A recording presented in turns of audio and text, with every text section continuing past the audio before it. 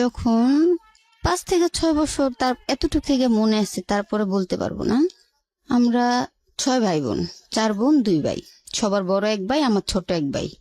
বোনের মধ্যে আমি 3 নাম্বার, আর ভাইকে নিলে আমি 4 নাম্বার। তো আমার বড় আম্মা মারা গেছে, আমার বড় আপাকে 1 বছরের রাইখা মারা গেছে। তারপরে আমার আম্মাকে আমার বাবা বিয়ে করে। আমার মার আমি প্রথম সন্তান, আমার মার। তো আমার বাবার তো আরো বড় আছে, কিন্তু আমার মার জন্য আমি প্রথম সন্তান। 88 সালে যে বন্যাটা গেছিল, তখন আমার বড় আপা যে আমার বড়, ওনার বয়স ছিল প্রায় 1.5 বছর।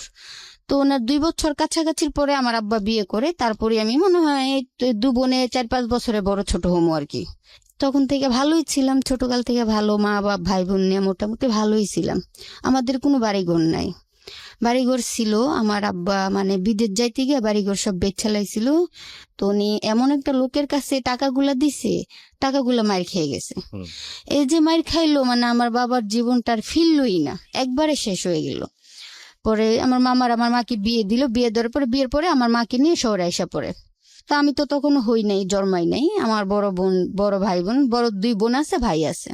তো বড় ভাই আব্বার সাথে শহরে এসে, আমার বাবা সবজির ব্যবসা করতো, তো আমার বড় ভাই আব্বার সাথে সবজির দোকানে আসা যাওয়া করতো। বড় আপা ঘরের কোনো কাজ কাম করতো না, লেখাপড়া করতো না, সারাদিন ঘুরতো আর খাইতো, টাউটারি করতো আর কি। আর আমার বড়টা ছোট ছিল, ওটা 2-2.5 বছরে।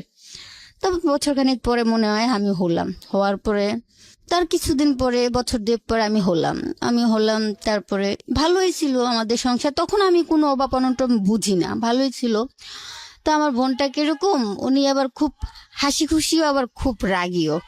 তো পার্শ্ববর্তী মানুষের এলাকায় থাকে না যে, ই তোর মার ঘরে তো তোর একটা বোন হয়েছে, তো এখন তো তোর মা তোর আর আদর করবো না, তুই এটা মাইরালা। মানে এরকম দুষ্টামি করে বলছে না। এমনি তো সত্যি সত্যি বাচ্চা মানুষ, তো আমার মেয়ের মতো। উনি গিয়ে আমাকে এতগুলা মুখে লবণ দিয়ে দিছে, লবণ দিয়ে দিছে। তো লবণ দেওয়ার পর আমি তো প্রথমে বুঝতে পারি নাই, আমি খাচ্ছি। যখন হঠাৎ করে বিষ পর্যায়ে হয়ে গেছে, আমি এমন কান্না শুরু করছি, ছোট, একদম ছোট না? হ্যাঁ, তখন আমি মানে পাতাল গুলে ও আমার বাবার কাছ থেকে, মার কাছ থেকে শোনা আর কি। তো পরে আমার মায়ের রান্না করতে গেছে, রান্না করতে গিয়ে আইসা দেখা আমার মুখের লবণ। তারপরে মুখ থেকে লবণ গুলা বের করলো, বের করে বলতেছে, তুই লবণ গুলা খাওয়াইছিস কেন? এখন আপায় ভয়েতে যে শিখাই দিছে তার কাছে গেছে, সেও ভয় পেয়ে গেছে। এখন যদি ওনার নামটা হুট করে বইলা দেয় যে ওই আমারে শিখাই দিছে খাওয়ার জন্য, তো পরে আর বলে নাই। পরে আম্মু মুখ টুক আমার ধোয়ায় টোয়ায় নিয়ে আসছে। আসার পরে এমনিতে ভালোই ছিলাম। আমার বড় আপা মনে করেন, আমার বাপ মার কোনো কেয়ার নাই, লেখাপড়ার দিক কোনো আগ্রহ নাই। তো আমার বড় আপা, মানে আমার বড়টা যে উনি, বড় আপায় তো মানে বপাই তো প্রেম করে গেল গা, বাইও প্রেম করে বিয়ে করে লাইলো। তা আমার বড়টা যে, ও আবার ওর মেধা আবার খুব ভালো। ও নিজের ইচ্ছেতে কোন রকমের 5 পর্যন্ত পড়ছে। 5 পর্যন্ত পড়া তারপরে সেলাই কাজ শিখছি। তো পরে আব্বার মানে সবজির ব্যবসা করতে করতে আমার আব্বার প্রায় 2 থেকে 2.5 লাখ টাকা ঋণ হয়ে গেছে।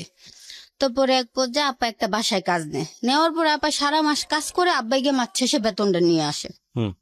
সারা মাস কাজ করে উনি গিয়ে বেতনটা নিয়ে আসে, আপাকে 2 টাকাও দেয় না যে তুই কিছু খাইস। আচ্ছা। তো নিয়ে আসে। তো এক পর্যায়ে আপা সেলাই কাজ শিখলো। সেলাই কাজ শিখার পরে আব্বাই আপার একটা মেশিন আইনা দিল, কিস্তিতে টাকা উঠাইয়া আব্বাই মেশিনটা আইনা দিল। আনার পরে উনি একটা ছেলের সাথে প্রেম করতো।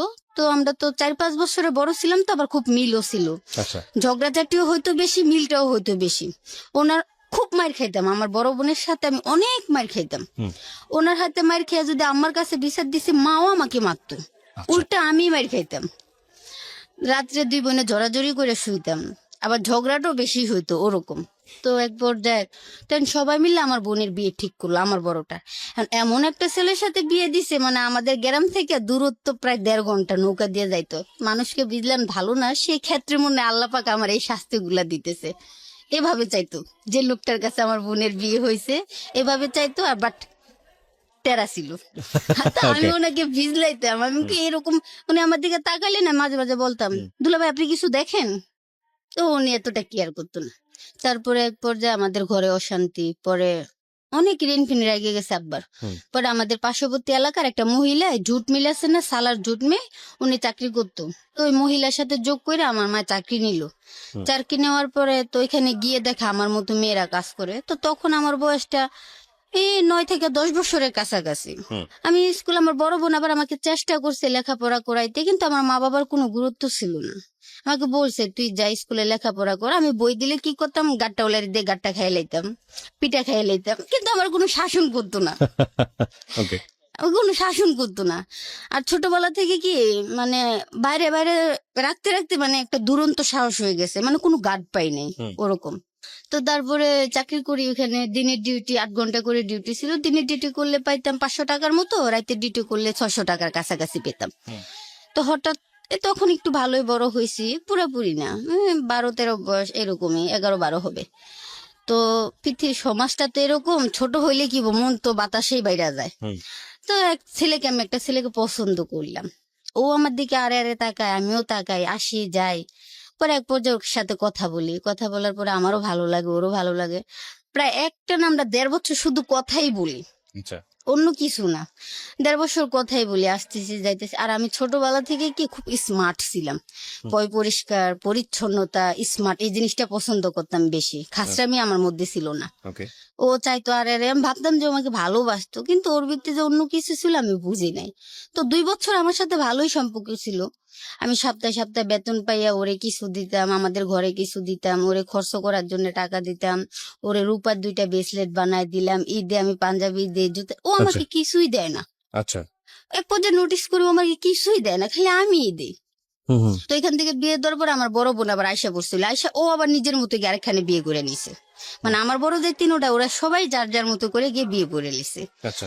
তো ওর সাথে যখন আমি প্রেম করি, তো তখন আমি বললাম যে সবাই তো যার যার মতো গিয়ে বিয়ে করলো, সবাই তো মা বাবারে কষ্ট দিল, আমি আমার মতো বিয়ে বমু না। যদি ওর কাছে আমার মা আব্বা বিয়ে না দেয় আমি বমু না, না দিলে না দিল, বিয়ে বমু না। তারপরে এক সময় ওর সাথে 2 বছরের শেষে প্রায় আমাকে একদিন বলে ঘুরতে যাবা। আমি বলি কোথায়? কয় আসো নৌকা দিয়ে ঘুরে আসি। আমি কই কোথায়? কয় আসো না, আমাদের ওইদিকে একটা গ্রাম আছে। পরে আমি দুপুরের পরে খাওয়া দাওয়া করে নতুন একটা ড্রেস বানাইছি, পরে গেছি। তো যাওয়ার পরে যেখানে যাওয়ার ছিল ওখানে গেছি, যাইয়া ঘুরে টুরে ঠান্ডা মান্ডা খাই আবার নৌকা দিয়ে আসতেছি। আসার পরে সন্ধ্যার কাছাকাছি নৌকাটা মাঝামাঝি মানে নদীর মাঝখানে এসে বন্ধ করে দিছে। আমি তখন বুঝতে পারি নৌকায় কি শুধু আপনি আর উনি ছিলেন? আমি, ও আর ওর একটা ফ্রেন্ড, ওর ফ্রেন্ডরা বসে আসছিল উপরে, আমি আর ও ছিলাম মানে নৌকার ভিতরে, ওর ফ্রেন্ডরা উপরে বসে আসছিল ছাদের উপরে, আর মাঝি, এই 4 জন আমরা। ও যে প্ল্যান করে আইছিল যে আমার তো আমাদের সাধারণত কোনো বাড়ি ঘর না, আমার বড় ভাই বারাদার কোনো মস্তান ইয়ে না, মানে আমাদের তো এরকম কোনো ইয়ে নাই। তো ভাবছে যে আমাকে কিছু করলে মনে হয় কিছু হইব না, বা আমার কে কি করব এরকম। তো ভাবছে যে আরে এগুলার নিয়ে প্রেম করবো কি করতে, এগুলার নিয়ে 2-4 দিন ফুর্তি করে ছাইড়া দিম, ও মনে হয় এরকমটাই ভাবছে। তো পরে এক পর্যায়ে যখন মাঝখানে এসে নৌকাটা বন্ধ করে দিল, পরে আমি বললাম এটা কি করলা? কয় না, নৌকার তো ইঞ্জিনটা নষ্ট হয়ে গেছে, তাই ঠিক করতে হইব। তখন সন্ধ্যা সন্ধ্যা ভাব। তখন এক পর্যায়ে সন্ধ্যা গড়াই গেল, আজান দিয়ে গেল, নৌকা ঠিক না। তখন হঠাৎ করে দেখি অন্য পাশ থেকে একটা নৌকা আসতেছে। দেখতেছি আমি নৌকা আসতেছে, তো কোথাও যাইতে পারে, নদীর মধ্যে নৌকা তো স্বাভাবিকই থাকতে পারে। এক পর্যায়ে খেয়াল করলাম যে পুরো নৌকাটা আমাদের দিকে আসতেছে। তো আমার এক পর্যায়ে আমার ভিতরে খুব ভয় করলো। আমি যা আসলাম আমার মা আব্বা কি শুনতে পারলো, আমার ভিতরে এই কাজটা করলো যে আমি যা আসলাম আমার মা আব্বা কি শুনতে পারলো, ওর সাথে কি আমার সম্পর্কটা কি যাই না গেল। ওর সাথে যে আমার সম্পর্ক আমার বড় ভাবি আবার যাই না গেছিল। আচ্ছা। তো আমার বড় ভাবি জানার পরে আমার মাকে আব্বাকে বলছে যে দেখেন সবিনা রত্না মানে আমার বড় বোনগুলা, যে ওর 2 বোনগুলা যেভাবে বিয়ে হয়েছে ও কিন্তু ওইভাবে যাইবো গা, আপনাদের যদি মান ইজ্জত বাঁচাইতে চান তাহলে আপনারা ওরা আগে ভাগে বিয়ে দিয়ে দেন। তখন ভাই সত্যি কথা বলতে লজ্জার বিষয়, তখন আমার মানে 12 বছর কি পুরা 13 বছর তখন আমার হয় নাই। আমার বয়সটা এত ছোট, আমি তখন মানে এমনিতে আমি হাতে পায়ে লম্বা হয়ে গেছি, কারণ আমি আমার দাদা এরকম লম্বা ছিল আগে, আমি দাদার বান পাইছি। তারপরে মনে করেন পরে আল্লাহ, আমি ভাবছি আমার মা বাবা কোনোভাবে জানতে পারলো কিনা আমি যাচ্ছি, কারণ একই মিলে তো চাকরি করি, জানতে পারলো কিনা, আমার মাও করে আমিও করি। পরে আল্লাহ দেখি না 7-8 জন ছেলে, আমার ভিতরে সাংঘাতিক ভাবে একটা ভয় গেছে যে ছেলে আসবো কোথা থেকে, কিন্তু ও যে আসার আগে ওদেরকে বলেইছে আমার কল্পনার বাইরে ছিল। ও কখনো 2 বছর ওর সাথে যে আমি কথা বলছি, কখনো আমার এখানেও হাত দেয় নাই, গায়ে হাত দেয়নি, কখনো গায়ে হাত দেয় নাই, তাহলে আমি কিভাবে তাকে অবিশ্বাস করবো? তো পরে এক পর্যায়ে ওরা নৌকাতে উঠার পরে ওরে টান এক সাইডে নিল, আমার এক সাইডে নিল, নেওয়ার পরে ওরা বলতেছে ও যে ওদেরকে বইলাইছে আসার জন্য, মানে এখানে একটা সাজানো একটা নাটক যেটা আমাকে হ্যাঁ। বুঝাইতে হইব, হ্যাঁ। আমি সেটা জানতাম না। ওরা আমার এক পর্যায়ে গিয়ে বলে, ও তোমার কি হয়? আমি কো তোমার, ও আমার হয় না কিছু, বাট ওর সাথে আমি প্রেম করি। প্রেম করো, তোমার বাড়ি কোথায়? আমি কিরকম খানে, তোমার বাবা কি করে? এই কাজ করে। তুমি কি করো? লেখাপড়া করছো? আমি কই না। কি করো? চাকরি করি। পরে বলতেছে ওর সাথে প্রেম করো, ও তো উল্টো কথা বলছে। আমি কই কি বলছে? যে ও তো বলছে তোমাকে ভাড়া আনছে। আর আমি কই ভাই ভাড়া কাকে বললাম তো ভাই জানি না। সত্যি তখন আমি জানতাম না ভাড়া যে কি। পরে আরেকটাই ভালোর মধ্যে খারাপ থাকে না, সবখানেই তো ভালোর মধ্যে খারাপ থাকে। আরেকটা পিছনে থেকে বলতেছে যে ভাড়া কি জানোস না, তোরা আজকে জানাই দি মনে ভাড়া যে কাকে বল। বিরতিতে যাব প্রিয় শ্রোতা, এখানে ছোট্ট একটা বিরতি নেব। আজকে মানসিকভাবে বয়ঃপ্রাপ্ত আমি বলবো যারা, কেবলমাত্র তাদের জন্য আজকের এই সিক্রেটস অনুষ্ঠানটি।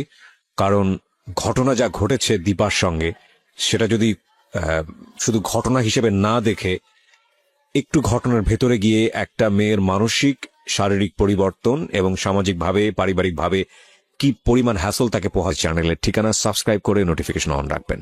দীপা যেখানটায় ছিলাম, মানে ওর এই ভয়েসটা শোনার পর আমি এতটা ভয় পাইছি, মানে আমার কিছু বলার মতো না। পরে আল্লাহ ওরে একটা থাপ্পড় মারছে আমারে দেখাই, আমি যার সাথে প্রেম করতাম ওর একটা থাপ্পড় মারছে, পরে ওর নৌকাতে নামাই নিয়ে গেল। মানে আপনার যাকে আপনি লাভ করতেন। হ্যাঁ। হ্যাঁ, যাকে আমি লাভ করতাম আমারে রাইখা তারে নামাই নিয়ে গেল। তখন আমার ভিতরে একটা ডাউট হলো, আমি যদি ওকে ভালোবাসতাম তাহলে তো আমাকে শত টান দিল, আমি ওকে ছেড়ে যাইতে পারতাম না। ও কেন গেল? ও কেন গেল, মানে আমার ভিতরে এটা একটা চিন্তা লাগতেছে। পরে এক পর্যায়ে এখন লোক এখানে কয়জন ছিল আমার সত্যি ভাবে আইডিয়া ভাবে আমার মনে নাই, অনেক বছর আগের কথা তো। আমার এখনো পুরোপুরি মনে হয় সম্ভবত এরকমই 7-8 জন এরকম হবে। ওই দিন রাত্রে আমাকে বাড়িতে আসতে দেয়নি, বাড়িতে আসতে দেয় নাই। পরে 4-5 জন লোক আমাকে ধর্ষণ করে। এক পর্যায়ে মানে এমন কষ্ট হয় আমার, আমি এটা কারোর সাথে শেয়ার করতে পারি না, কারণ এটা আমার নিজের সম্মানের ব্যাপার। আমি এই কথাটা কারো কাছে বলতে পারি না, তখন মনে হয় আমার অনেক কষ্ট লাগে। তারপরে ওরা আমাকে সারা রাত্রে ধর্ষণ করে। তখন তো আমি বললাম না আপনারে, আমার ওই জিনিসটাই ছিল না তখন, আমার অনুভূতি কি তাও আমি জানি না। তখন এক পর্যায়ে আমার সাদা ড্রেস পরানো ছিল, আমার ড্রেসটা রক্তে লাল হয়ে গেল। পরে আমি আর সহ্য না করে পেরে আমি গেছিলাম যে আমি নৌকা থেকে নদীতে ঝাঁপ দিই। যে ইজ্জত জিনিসটা তো বুঝতাম, এতটা ছোট না যে ইজ্জতটা আমি বুঝতাম না। যে আমার যখন শুরুতেই যখন আমার জীবনটা শেষ হয়ে গেল, থাক আমার এই, আমি মানে সহ্য করতে পারতেছি না ওদের অত্যাচার গুলো। পরে আমি এক পর্যায়ে নৌকার সাইডে গেছি, আমি ঝাঁপ দিব। কি নদী ছিল এটা? মেঘনা নদী। মেঘনা নদীতে এই ঘটনাটা ঘটেছে। হ্যাঁ, মেঘনা নদীতে। পরে মানে আপনাকে যখন রাতের বেলা রেখে কাজটা করছে, আশেপাশে কোনো নৌকা ছিল না, আপনি চিৎকার দেন নাই, চেঁচামেচি আমি আমি অনেক চিৎকার দেওয়ার চেষ্টা করছি, কারণ যেই এলাকাটার ভিতরে নৌকাটা ছিল ওই এলাকাটা ওদের দাপটেই তখন ছিল। ওরা যদি বের হয়ে বলতো যে এখানে কি হয়েছে তোমরা কেউ দেখবা না, ওইটাই ঠিক। আচ্ছা, তারপর? এখানে ওদের মতো। তো তারপর এক পর্যায়ে আমি যখন নৌকার সাইডে গেছি ঝাঁপ দিব, তখন একটা আমার হাতে ধরে টাইনা বলতেছে, দেখ এখন যদি মেয়েটা ঝাঁপ দেয় তাহলে ওই মেয়েটা যে ওর সাথে আসছে, এটা অনেকেই বিকালবেলা দেখছে যে ওর সাথে নৌকা দিয়ে আসছে, মানে আমার প্রেমিকের কথা বলতেছে, ওর সাথে যে আসছে অনেকেই তো দেখছে। তখন এই মেয়েটার লাশটা যদি কোনোভাবে খুঁজে পায় তখন তো প্রথমত ওর নামটা উঠাইবো। ওর নামটা খুঁজালে তো ওরে ধরলে তো আমার নাম আমাদের নামটা বইলা দিব। তার থেকে বরং কি বাদ দিয়ে এমনি অল্প বয়স মেয়ে যে বলছে যে মেয়ে ভাড়া বুঝেনি, আসলে মেয়ে কিন্তু কুমারী, মেয়ের কোনো কিছু হয় নাই। তো এখন যাই হয়েছে মেরে একটা আর কিছু করার দরকার নেই, এখন রাত্র হয়ে গেছে তো একটা সেফ জায়গায় নিয়ে রাখি। হুম। তো এক পর্যায়ে আমাকে একটা বাসায় নিয়ে রাখলো। নৌকা থেকে যখন নামাইলো ভাই, সবাই বলতেছে যে এই মুখের সাথে, মানে আমার প্রেমিকের নাম নিয়ে যে মুখের সাথে মুখে একটা মেয়ে ধরা ধরছে, অনেক কিছু বলতেছে। তো আমি আর মানে যারা আপনাকে এই কাজটা করেছে তারা এই তারাই ধরনের। আবার এটা প্রচলিত করে দিছে। তো পরে আর আমি কিছু বলি, ওই যে আমার প্রেমিককে নিয়ে আসছে আমাকে দেখায় একটা থাপ্পড় দিয়ে, ওরাই এসবের এটা প্রচলিত করে দিছে আমি ওইখানে থাকতে থাকতেই। তো আমাকে যখন নিয়ে গেছে, নিয়ে গিয়ে আবার এমন একটা বাসায় রাখছে, আমার বড় আপাকে আবার সেই বাসার লোক চিনে, অথচ আমি জানি না বড় আপাকে চিনে। তারপরে ওইখানে আমি রাত্রে আমার ড্রেস চেঞ্জ করাইলো, আমাকে রাখলো। রাখার পরে সকালে আমাকে ওরা আয়সা বলতেছে যে বাড়িতে যাও, বাড়িতে যাওয়ার পরে তুমি 2000 টাকা ম্যানেজ করে দিবা। কেন দিবে?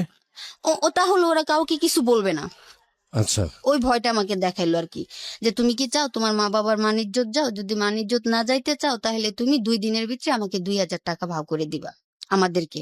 তারপর আমি বলতেছি ভাইয়া দেখেন আমি তো চাকরি করি, আমি সপ্তাহে 500-600 টাকা বেতন পাইতাম, আমি তো 2,000 টাকা আমি চোখে কখনো দেখি নাই। সে বলে এত কিছু জানি না, যদি তোমার মা বাবার মান ইজ্জত বাঁচাইতে চাও তাহলে 2 দিনের ভিতরে দিবা। তাই আমি বলছি আমি হয়তো এমনি বলছে, পরে হয়তো না, আমাকে তাই এখন আগে বাসায় গিয়ে নি।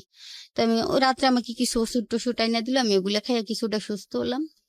পরে একটা রিস্কায় উঠলাম, করে আমি রিস্কা নিয়ে চইলা মানে এই দিক দিয়ে গিয়ে আমগো বাসার ওই মেন রাস্তা দিয়ে আইসা পড়তেছি। আইসা পড়ার পরে আমার এক পর্যায়ে মনে হইলো আমি তো চারকির ক্ষেত্রে স্যার আর কখনো রাত্রে বাইরে থাকি নাই, তো আজকে যে বাইরে যে কারণে যেভাবে হোক থাকা যত হয়েছে আমাকে তো প্রশ্ন করব। তা আমি এক পর্যায়ে আমার একটা বড় বোন মানে সম্পর্কে আর কি চেনা জানা, ওর বাড়িতে সব মাঝে মাঝে গিয়ে বসে টসে টিভি টিভি টিভি দেখতাম আর কি। তো রিক্সা থেকে নাইমা আগে ওর বাসায় গেছি, গিয়ে বলতেছি সরু আপা আমি আমার চেহারা মুখ টুক ফুলে রইছে, মানে খুব অন্যরকম দেখা যাইতেছে আমারে। তো আমি ওনারে বলতেছি, সারা রাত কান্না করছি যে আমার মুখ টুক ফুলে রয়েছে। পরে আমি কই সরু আপা তোমারে যদি আমার মা বা আব্বা এসে কেউ জিজ্ঞাসা করে তুমি বলবা যে রাত্রে হে আমার কাছে ছিল, মানে আমার উদ্দেশ্য আমি এটা জানাবো না, তুমি এটা বললো। কে কি হয়েছে, আমি কই, তোমার আমি পরে কম মনে, তুমি এটা বললো। আচ্ছা ঠিক আছে। পরে গেছি, যাওয়ার পরে আমার মা আমার বাবার কোনো ইয়েই নেই আমার প্রতি। আমি যে সারা রাত খোঁতাইছিলাম, ওদের কোনো হেল নাই, কোনো দোল নাই। আমি তো একটা মেয়ে, শুধু ওদের ওদের ওদেরকে ভুল দিলে মানে ওদেরকে যদি দোষ করি তাহলে আমার কিছুটা ভুল হবে। দোষ সবটা মিলেই আছে, ওদের আমার মিলেই আছে, কারণ ওরা মা বাবা, ওদেরকে আমি একা দোষ দিব না। ওদের বড় ভুল ওরা আমাকে গার্ড দেয় নাই ছোট থেকে, ওরা আমাকে জানায় মানে জিজ্ঞাসাও করে নাই। তো আমি রিক্সা থেকে নাইমা চুপ করে বাসায় গেছি। খালি আমার মা বলছে কই আসছিলাম, কই শহর অপার করে রাত্রে টিভি দেখতে দেখতে ঘুমাই গেছিলাম।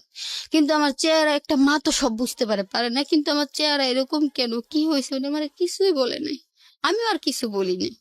কারণ ওরা এতটাই রেইনের চাপ ছিল মাথায়, তখন ছেলে মেয়ে গুলা ওনাদের চোখে লাগতো না ওরকম। কিন্তু না, 2 দিন পরে ওরা সত্যি সত্যি বাসায় লোক পাঠাইছে 2,000 টাকা দিতে, খুঁজে আমার বাসাও বার করছে। তারপর আমার বাসায় এসে 2,000 টাকা, পরে আমি কই আমার পক্ষে তো এখন দেওয়া সম্ভব না, আপনার আল্লাহ খোদার দেওয়া লাগে, আপনারা তো আমার সবকিছু শেষই করে দিছে, এখন অন্তত আমার মা বাবার কিছু আমার একটুকার শেষ করেন না, আপনারা যান, আমি দেখি ম্যানেজ করে আপনাদেরকে দিমু। And ওই দিন কেন আমি দিলাম না, তাই মেম্বারের বাড়িতে আমার নামে বিচার ডাকছে, যে মানে আমার মতো মেয়ে এলাকায় থাকা যাইব না আর কি, এইটা নিয়ে বিচার জমাইছে। আমার বাবাই শুনে মানে আমার বাবারা ডাকাইছে, আমারে ডাকাইছে, আমার বাবা যায় নাই। কারণ আমি তো জানি যে আমি কোনো ভাড়া ভাবে যাই নাই, আমি কাউকে ভালোবাসতাম। ও আপনাকে ইয়ে করছে যে আপনি ভাড়াই গেছেন রাতের হ্যাঁ বেলা হ্যাঁ, ওখানে? ও প্রচলিত করছে যে ও আমাকে ভাড়া নিচ্ছে, এটা মানে এভাবে দই হয়েছে যে আমি ভাড়ায় যাইতাম। তো ভাড়ায় যাইতাম বিতে আমার প্রেমিকের সাথে আমি আমার প্রেমিক আমাকে ভাড়া করে নিয়ে গেছে, তো তাই ওরা আমাকে ওর সাথে ধরছে, মানে ওরা আমাকে ওর সাথে খারাপ কাজে ধরছে, ওটা ওরা প্রচলিত করছে। হুম। তারপরে আমার আব্বা গেল না, যাও না, যার বাড়িতে যে মেম্বার ওনার বড় ভাইয়ের ঘরে আবার আমার আব্বা সর্দারি করে। আচ্ছা। আমার আব্বা যায় নাই, যখন আমার আব্বা এগুলা শুনছে আমার দাও নিয়ে আইসে মারিয়া লাগবে ওইটা এইটা, আমার মতো মেয়ের দরকার নাই। পরে এক পর্যায়ে আমার বড়টা, যেটা মানে বললাম যে আমাকে ঝগড়াটাও বেশি মিলটাও বেশি, আমার বড় বোন ও বলতেছে তোমরা কেউ যাইতে হইব না, ওর সাথে আমি যাম। পরে আমার বড় বোন আর আমি গেলাম, যত আমারে ডাকাইছে আমি গেলাম। যাওয়ার পরে আমার প্রেমিক ওদের সামনে সবাই সামনে বলল 2 বছর ধরে সে আমাকে ভাড়াভাবে ব্যবহার করছে। এই ধরনের কথা বললো? সবার সামনে, মানে এটাকে একটা ক্লাব ঘর বলে, বিচারের একটা ক্লাব ঘর বলে। ওই ঘরের ভিতরে মানুষ আসিল, বারিন্দায় মানুষ আসিল, ওই উড়ানে পর্যন্ত অনেক মানুষ ছিল। ও সবাই সামনে বলে ও 2 বছরে মানে আমার সাথে পরিচয় 2 বছর, আর ওর পরিচয়ের মাধ্যমটা হয়েছে আমার সাথে আমি ওর সাথে খারাপ কাজ করতাম, মানে ও আমাকে যতবারই গেছি ও আমাকে ভাড়া নিছে, এরকমটা বলছে। তো তারপর তো আমি এটা শুনি না খুব হয়ে গেছি। পরে এই ছেলেদেরকে আমি কিছু বলি নাই, বলার পরে আমার আপাই বলতেছে তুই কি কিছু বলবি না, আমি তো আমার বলার মতো কিছু নাই আপা, এসব হারাই ফেলাইছি। পরে আমি শুধু একটা কথাই বলছি, ওরে তো দেখো ভাড়া কি আমি তো জানতাম না, আর এগুলাকে আমি বুঝতাম না।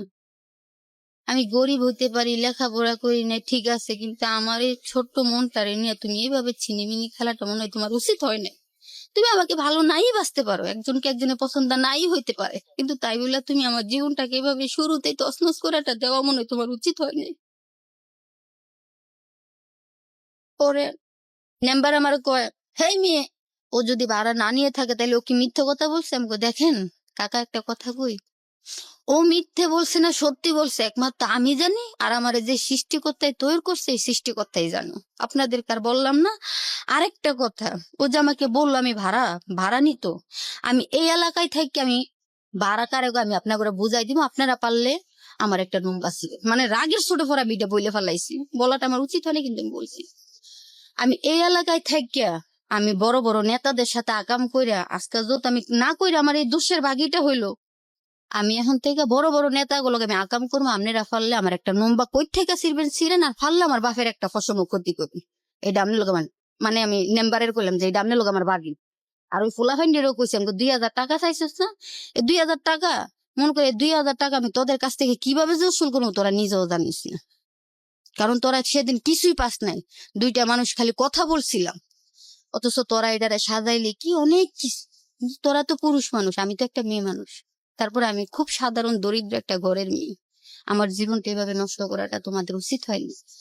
তো ওদেরকে আমি কিছু বলি না, আমার প্রেমিকের লাস্টে সবাই যখন লাস্টে একটা পর্যায়ে ওকে আমি শার্টের কালারও দৌড়ে কইলাম কি যে আমি মানুষ দেখছি, তোর মতো এত খারাপ মানুষ আমার জীবনে আমি দেখিনি, তুই আমাকে ভালো নাই বাসতে পারিস, একজনকে ভালোবাসলে যে বিয়ে করতে হবে এটার কোনো মানে নাই, তুই আমার জীবনটা এভাবে নষ্ট না করতি, শুরুতে তুই আমার জীবনটা শেষ করে দিলি। তো যাক, আমি ইয়ার সুত একদিন হলো আমি নিব, আমি যদি বাচ্চা থাকি তাহলে ইয়ার সুত আমি তোর কাছ থেকে নিব, হয়তো তোর জীবন দিয়ে নয়তো তোর আটফাও দিয়ে। আর তুই আমার খাঙ্কি বানাই দিলি না, এমন একটা সময় আমার কথায় তোর জান বাঁচাই দিব। হ্যাঁ আমি কই আয় আব্বা আমার ঘরে জায়গা দেয় না, আমি 1 সপ্তাহ আমি না খাইয়াছিলাম, ভাত কি জিনিস আমি বলতে পারতাম না, মানে শুধু পানি খাইতাম আর ভাবতাম কি হইলো এটা, মানে একটা ফুল শুরুতে জড়ে গেল, মানে এরকম চিন্তা ভাবনা। লেখাপড়া করি নাই তো কি হয়েছে, কত কত মেয়েরা লেখাপড়া করে নাই, স্বামী সংসার করতেছে না, লেখাপড়া করি নাই তো কি হয়েছে, সব ভাই বোনের তো দেখতে শুনতে আমি ভালো, লম্বা চূড়ায় ভালো, তাই বলে কেউ আমার জীবনটা আমার মানতে পারতেছি না। 3 মাস আমি বাড়ি থেকে বেরোতে পারি নাই, বেরোলে মানুষের মানে মানে পুরো এলাকা এটা প্রচলিত হয়ে গেছে যে মুখের মেয়ে মুখের ছেলের সাথে দৌড়াত পড়ছে। আবার ওর বাপের বাড়ি কিন্তু আমাদের এলাকায় না, ওর বাবার বাড়ি কিন্তু কুমিল্লায়, আমার যে প্রেমিক ওর বাবার বাড়ি কুমিল্লায়, ও মানে ওইখানে ওর নানা বাড়িতে থাকতো, ওইখানে ওর নানার বাড়ি কুমিল্লা থেকে, ওর বাবা মারা যাওয়ার পরে ওইখানে আইসা পড়ছে ওর মার সাথে, একটাই ছেলে ওর, ওই শুধু আর কেউ না। ওর মারও আমি পায়ে ধরছি যে দেখেন মা, আপনার যদি একটা মেয়ে থাকতো আপনি কি করতেন, আমি আপনার ছেলেকে ভালোবাসতাম কিন্তু আমার জীবনটা এভাবে নষ্ট করে দেওয়া তো ঠিক হয় নাই। ওর মা আমাকে কি বলছে জানেন, কিছু দরকার নাই, আমি বিয়ে করামো তোমারে, তোমার বাবাকে বলবো আমার 5 লাখ টাকা নগদ দিতে, 2 ভরি স্বর্ণ দিতে। চিন্তা করলাম আমার বাবা 5 লাখ টাকা, আমার বাবা তো কোনোদিন মনে হয় 2 লাখ টাকা একবারে দেখে না, 5 লাখ টাকা দিব কোথা থেকে, আমি ঠিক আছে। তারপর আমি চিন্তা করলাম যে দেখেন আমাকে আপনার ছেলে বিয়ে করতে হইব না, কিন্তু একটা জিনিস জানিনা রাখেন, আপনিও যে আল্লাপাক সৃষ্টি করার নারী, আমিও সেই আল্লাপাকেরই সৃষ্টি করার নারী। আজকাল যে কাজটা আপনি আমার সাথে আপনার ছেলে করলো, দেখেন তো এই খেসারতটা আপনার ছেলের কিভাবে দিতে হয়। মানুষের মুখের অভিশাপ বড় না, মনের অভিশাপটা বড়। আমার জীবনটা এভাবে হয়তো এর খেসারতটা আমার সারাটা জীবন দিতে হইব, আমি ওর মারে বলতেছি। ওর সাথেই তো আমার দুর্নামটা উঠছে, আর তো কিছু না, আপনি ওরে দিয়ে আমার বিয়েটা করাইলেন। আমি ওর মার পায়ে ধরছি, ওর মা রাজি হয় নাই, আমার বের করে দিছে, আমি আইসা করছি, আমার বাড়ি থেকে বের করে দিছে আমার বাবা, বেরিয়ে যেতাম তখন কিন্তু আমার বিয়ের সাথে, হ্যাঁ 3 মাস আমি বাড়ি থেকে বের হইতে পারলাম না, বললাম না 3 মাস বাড়ি থেকে বের হইতে পারি নাই। পরে 3 মাসের মধ্যে আমাদের এলাকার যে নেতা খেতা সবার কানে এটা প্রচলিত হয়ে গেছে, আপনি ভাড়ায় যান? হ্যাঁ বাড়াই যাই, আমাকে এমন ছেলেরা ধরছে, বাড়াই যাই, এটা প্রচলিত হয়ে গেছে। তারপরে এক পর্যায়ে এক নামে চিন্তু, ওনার নামটা আমি নিতে চাই না, কারণ উনি এতটাই নির্দিষ্ট একটা লোক, উনি কখনো আমারে ভালোভাবে বাঁচতে দিতেন, আমি ওনার কাছে আমার জীবনটা ভিক্ষে চাইছি, উনি দেয় নাই।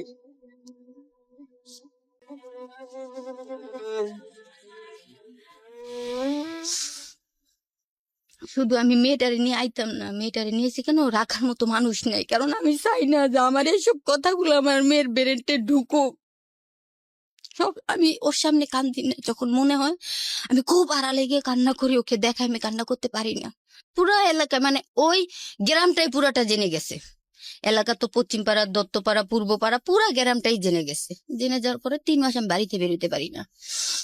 মানুষে বেরুলো, যদিও বাড়ির ভিতর তো থাকা একটা অসম্ভব। আমি ছিলাম একটা উড়ন্ত পাখি। বাজারে যাইতাম বাবার সাথে, বোনের সাথে নদীতে যাইতাম, বাবার সাথে মাছ ধরতাম, বান্ধবীদের সাথে ঘুরতাম। বৃষ্টি এলে আমার ঘরের ভিতরে কেউ বাইন্দা রাখতে পারতো না। আমি ছাদে গিয়ে রাস্তায় গিয়ে নাচতাম আর গোসল করতাম। আমি ছোটবেলা থেকেই নাচতে পারতাম। আমি 3 মাস বাড়ির ভিতরে থাকতে পারতেছি না। যখন একটু বাইরে গেটের বাইরে যাইতাম তখন মানুষে দেখে কইতো, মানে খুব খারাপ ভাষায় আমাকে গালিগালাজ করতো। আমি সহ্য করতে পারতাম না। মশার কয়েল খাইছি, বিষ তো পাই নাই, আমার বিষ কেউ দিব না। মশার কয়েল খাইছি, হারপিক খাইছি, ডেটল খাইছি, হিস্টারজিন ট্যাবলেট আছিল ওই যে ঠান্ডার জন্য খাইছি হিস্টারজিন, ওইগুলাই না পর্যন্ত খাইছি, মরতে পারি নাই। লাস্টে এক পর্যায়ে গেছিলাম ফাঁসি লইতে, তাও আমার ছোট কালাই দেখে, মানে মানুষের কথা আমি সহ্য করতে পারতেছি না। আমার ছোট কালাই দেখে, মানে ছোট কালার বাড়িতেই গেছিলাম, তো ঘরে ভালো লাগতেছে না, ছোট কালার বাড়িতে গেছিলাম, মায় নিয়ে গেছিল। মা আমাকে একটু দেখতো, কিন্তু আমার বাবা আমাকে একবারেই সহ্য করতে পারতো না। আমি খাইলাম না, না খাইলাম, আমার কোনোদিন সে জিগাইছো না এই ঘটনার পর থেকে। আগে তো জিগাইতো না, ওর এনফেনের চিন্তা ছিল। আর এই ঘটনার পর থেকে মানে আমি যে ওনার মেয়ে, মানে যুক্ত ডুবাই লেছি, তাই উনি কেয়ারই করতো না যে আমি ওনার মেয়ে। আর কথায় কথায় উনি আমাকে অনেক কিছু এমনও বলতো, কর মানে তোর খারাপ করার ইচ্ছা থাকলে তুই আমার এনতে বাড়িয়া গিয়ে কর। আপনার বাবা বলতো? আমার বাবা বলতো, তোর যদি কিরিক করার ইচ্ছা থাকে তুই আমার এনতে গিয়ে বেরিয়ে কর। তারপরে আমার খালাই দেখেলার পর আমার খালাই কয়, তোর কি মরার জায়গার কোনো কেন পাইছিলি না? মানে মরতে গেল আমার জ্বালা, ওতে কি মরণের জায়গার পাইছিলি না? শেষমেশ বাপ মারে মারে কয় না আমার মারতে এসেছিস, তুই তো মরবি লগ আঙ্গুরও ফাঁসাবি। কেন না মরা কোনো দেশে ফারাক দেশে গিয়ে মরিয়া যাই গেম, যাতে মানুষে কয় যে এটা কোনো বেওয়ারিশ রাস। মানে আমার জীবনটা তখন থেকে বেওয়ারিশ হয়ে গেছে গা। ছোট একটা বিরতিতে যাব প্রিয় শ্রোতা, তার আগে আপনাদেরকে আরো একবার বলছি, আপনারা শুনছেন সিক্রেটস ঢাকা FM 90.4 এবং দীপা রয়েছে আজকে তার জীবনের ভয়াবহতম সত্যগুলো নিয়ে, যেটাকে অপরাধ বলবো কি বলবো না আমি ঠিক জানি না। সামনের দিকে যখন যাব তখন হয়তো আপনারা ইভালুয়েট করতে পারবেন। তবে এটা ঠিক, সিক্রেটস মানেই যে অপরাধ হতে হবে বিষয়টা কিন্তু এরকম না। যেটা আমার আগের অনুষ্ঠান, আগের রেডিওতে হয়তো আপনারা জানতেন যে ওই অনুষ্ঠানটিতে আমরা শুধুমাত্র অপরাধীদেরকে কনফেস করতে আনতাম, কিন্তু এই অনুষ্ঠানটিতে সিক্রেটস, অপরাধ এবং অন্যান্য যে সিক্রেটস গুলো আছে যেগুলো কখনো কখনো একজন মানুষকে অপরাধী করে না, কিন্তু আপনার কাছে আবার ফিরছি। তারপর কি হলো? পরে আমি আইসা পড়লাম খালার বাড়িতে, আইসা বসে রয়েছি। তার মাধ্যমে আমাদের এলাকার যে বড় ভাই, উনি তখন সবার উপরে ওনার কথায় সবকিছু চলে। উনি আমার বাড়িতে খবর পাঠাইছিল 1বার 2বার, আমি ইগনোর করি। আমি যেটা ছিল এটা আমি চাইছিলাম কি, যে যেটা ওই রাত্রটা আমার জীবনে আমি একটা অ্যাক্সিডেন্ট মনে করি, আমি দেখি আমার জীবনটা গুছাইতে পারি কি। সবার জীবনেতে কোনো না কষ্ট থাকে, আবার তার পাশাপাশি তো সুখও থাকে, দেখি আমার এটা আমি ক্লোজ করতে পারি কিনা। আমাকে দিল না। আমার বাড়িতে খবর পাঠায়, যেমন ওর সামসা গুলারে দিয়া লোক পাঠায়, ফোন পাঠায় বলে, এই তুই আমার কাছে কি আসবি, তোর আমি এত টাকা দিব, তোর আমি। আমি দেখেন যেটা ছিল সেটা আমার জীবনে একটা অ্যাক্সিডেন্ট, এখন আমার জীবনটা বাঁচতে দেন। তাইলে এই এলাকাতে তোর বাপ মারে তোর বাইরে বার করতে হইব। তাও আমি ইগনোর করতাম, তোর ওর কথা কে শুনে এড়াই যায়। তখন আমাদের এলাকার ভিতরে কে নেতা কে কি আমি জানতাম না। 12-13 বছর বয়স। হ্যাঁ, তখন আমার 12-13 বছর বয়স। তখন আমি জানতাম না যে আমার এলাকার ভিতরে কে নেতা কে কি, কে মুস্তান কে কি, আমি কিছুই জানতাম না। ওই ফার্স্ট এই ঘটনার পর থেকে আমার চেনা শুরু। তারপরে আমি ইগনোর করলাম। আমার 7টা বিয়ে ঠিক করছে আমার বাবা, যে কোনো লোকের সাথে ওকে আমার দৌড়ে বিয়ে দিয়ে দিব। তা আমি ওটা মেনে নিছি যে আমার ভাগ্য মনে এটাই ছিল। দেখ, আমার মা বাবার দোষ দিয়ে লাভ নাই। আমার বিয়েগুলা বাড়ির গেট পর্যন্ত আসতেই দেয় না, রাস্তা থেকে ভেঙে যায়। লাস্টের যে বিয়ের সবকিছু আয়োজন করে লাইছে, বিয়েটা ভাঙানি দিছে। মানে বরযাত্রী আইব আর বিয়ে করে নিয়ে যাইবো, এই মুহূর্তে বিয়েটা ভাঙানি দিছে। আমাদের যে বড় ভাই উনি ভাঙাই দিছে। প্রিয় শ্রোতা, এখানে একটু ইন্টারাপ্ট করছি আপনাদেরকে। উনি যে গল্পটা আজকে এখানে বলছেন, আমরা আমাদের অনুষ্ঠানের কিছু এথিক্স অনুযায়ী, যেহেতু অনুষ্ঠানটি সরজমিন ইনভেস্টিগেটেড নয়, এটা একটা মানুষের জীবন গল্প, এবং আমরা চাইলেই ওনার মুখ থেকে কোন এলাকায় ঘটনা ঘটেছে এই এলাকার ইন ডিটেল পরিচয় এখানে তুলে ধরতে পারতাম, কিন্তু সেটা তাতে করে ওনার সামাজিকতা আরো সমস্যায় পড়তো এবং ওই এলাকার সমস্যা হতো। সুতরাং সেই জায়গাটি থেকে আমরা আমাদের অনুষ্ঠানের এথিক্স অনুযায়ী কিছু বিষয় এখানে গোপন করে যাচ্ছি এবং আপনাদের সবাইকে বলবো যে আজকের এই গল্পের মূল জায়গাটি হচ্ছে একটি মেয়ের, বাংলাদেশে একজন কিশোরীর সামাজিক নিরাপত্তা, পারিবারিক নিরাপত্তা, এবং সেই নিরাপত্তা যদি কোনো কারণে তাকে আমরা নিশ্চিতভাবে দিতে না পারি তাহলে তার জীবনটা, শুধু তার জীবন না, তার পরিবারের জীবন কতটা দুর্বিষহ হতে পারে। বিশেষ করে একজন প্রান্তিক পর্যায়ের একেবারে খেটে খাওয়া পরিবারের নারীদের বা কিশোরীদের যেই সামাজিক নিরাপত্তার জায়গাটা, সেটা কতটা অরক্ষিত এবং কতটা ভয়াবহ রূপ নিতে পারে, সেই গল্পটাই আজকে আমরা এখানে প্রচার করছি। একটু মনোযোগ দিয়ে সবাইকে শোনার জন্য আহ্বান জানাচ্ছি। জি বলুন। তারপর আমি আরেকটা জিনিস মিস করে গেছিলাম, মানে এই ঘটনাটা ঘটার আগে যখন আমার বড় ভাবি বলল যে ও তুই মনে মনে একটা ছেলেকে পছন্দ করে, তোর যদি আবার ও বড় বোনের মতো ভাইগা যায়, ওর আগে ভাগে বিয়ে ঠিক করে ফেলান। আমার কিন্তু বিয়ে ঠিক করে ফেলাইছিল এই শুক্রবারে দেখছে, আগামী শুক্রবারে বিয়ে দিয়ে আমার নিয়েও গেছে। তার মধ্যেই ঘটনাটা, তার মধ্যেই মানে এই বিয়ের পরে এই ঘটনাটা। ওটা কি বিয়ে হওয়ার পরের ঘটনা? হ্যাঁ, বিয়ে হওয়ার পরে। আমি শ্বশুরবাড়িতে যাইনি। আচ্ছা, শুক্রবারে এক শুক্রবারে এসে ছেলে আমারে দেখে গেছে, পরের শুক্রবারে শুধু জাস্ট আমি কবুলটাই করছি, আমি শ্বশুরবাড়ি যাইনি। আচ্ছা, কারণ ছেলের আমার পছন্দ হয়নি। আচ্ছা, মানে আপনাকে 11-12 বছরে বিয়ে দিয়ে দিয়েছে? দিয়ে দিয়েছি। এবং ওইটা ওই আপনার ভাবির কথা শুনে? হ্যাঁ, আমার ভাবির কথা শুনি। এবং আমার মা আপনি বাবার কোনো ইচ্ছে ছিল না। কবুল বলার পরে আপনি যে ছেলেটাকে লাভ করেছেন, প্রেমিক যেটা বলছেন আপনি, তার সাথে বের হয়েছিলেন আপনি, এবং তারপরের ঘটনা হচ্ছে এগুলা? হ্যাঁ, এগুলা। তারপরে এরপরে ওই ঘটনা ঘটার পরে ওই ছেলে আর নেয়নি আপনাকে? আমি এসে পড়ছি। আমি এসে পড়ছি, কারণ আপনি তাহলে শ্বশুর বাড়ি থেকে গিয়েছিলেন ওই ছেলের সাথে, প্রেমিকের সাথে নাকি? না, আমাদের বাড়ি থেকেই। মানে আমি শ্বশুর বাড়িতে যাই নাই। জানি নাই? না। কিন্তু বিয়ে তো হয়েছিল, কিন্তু হ্যাঁ, বিয়ে হয়েছিল। ছেলের সঙ্গে যোগাযোগ করেনি আপনার জামাইয়ের সঙ্গে যে এরকম একটা ঘটনা ঘটেছে? ও নিবা কিনা? আসতো, কিন্তু আমি যাইতাম না। কেন? আমার কাছে ওরকে ভালো লাগতো না। আচ্ছা, এতটাই ছেলে মানুষ, আল্লাহ বলছে মানুষ আমার দান দেওয়া তোমরা ঘৃণা করো না, কিন্তু সে এতটাই কালো, বলার বাইরে।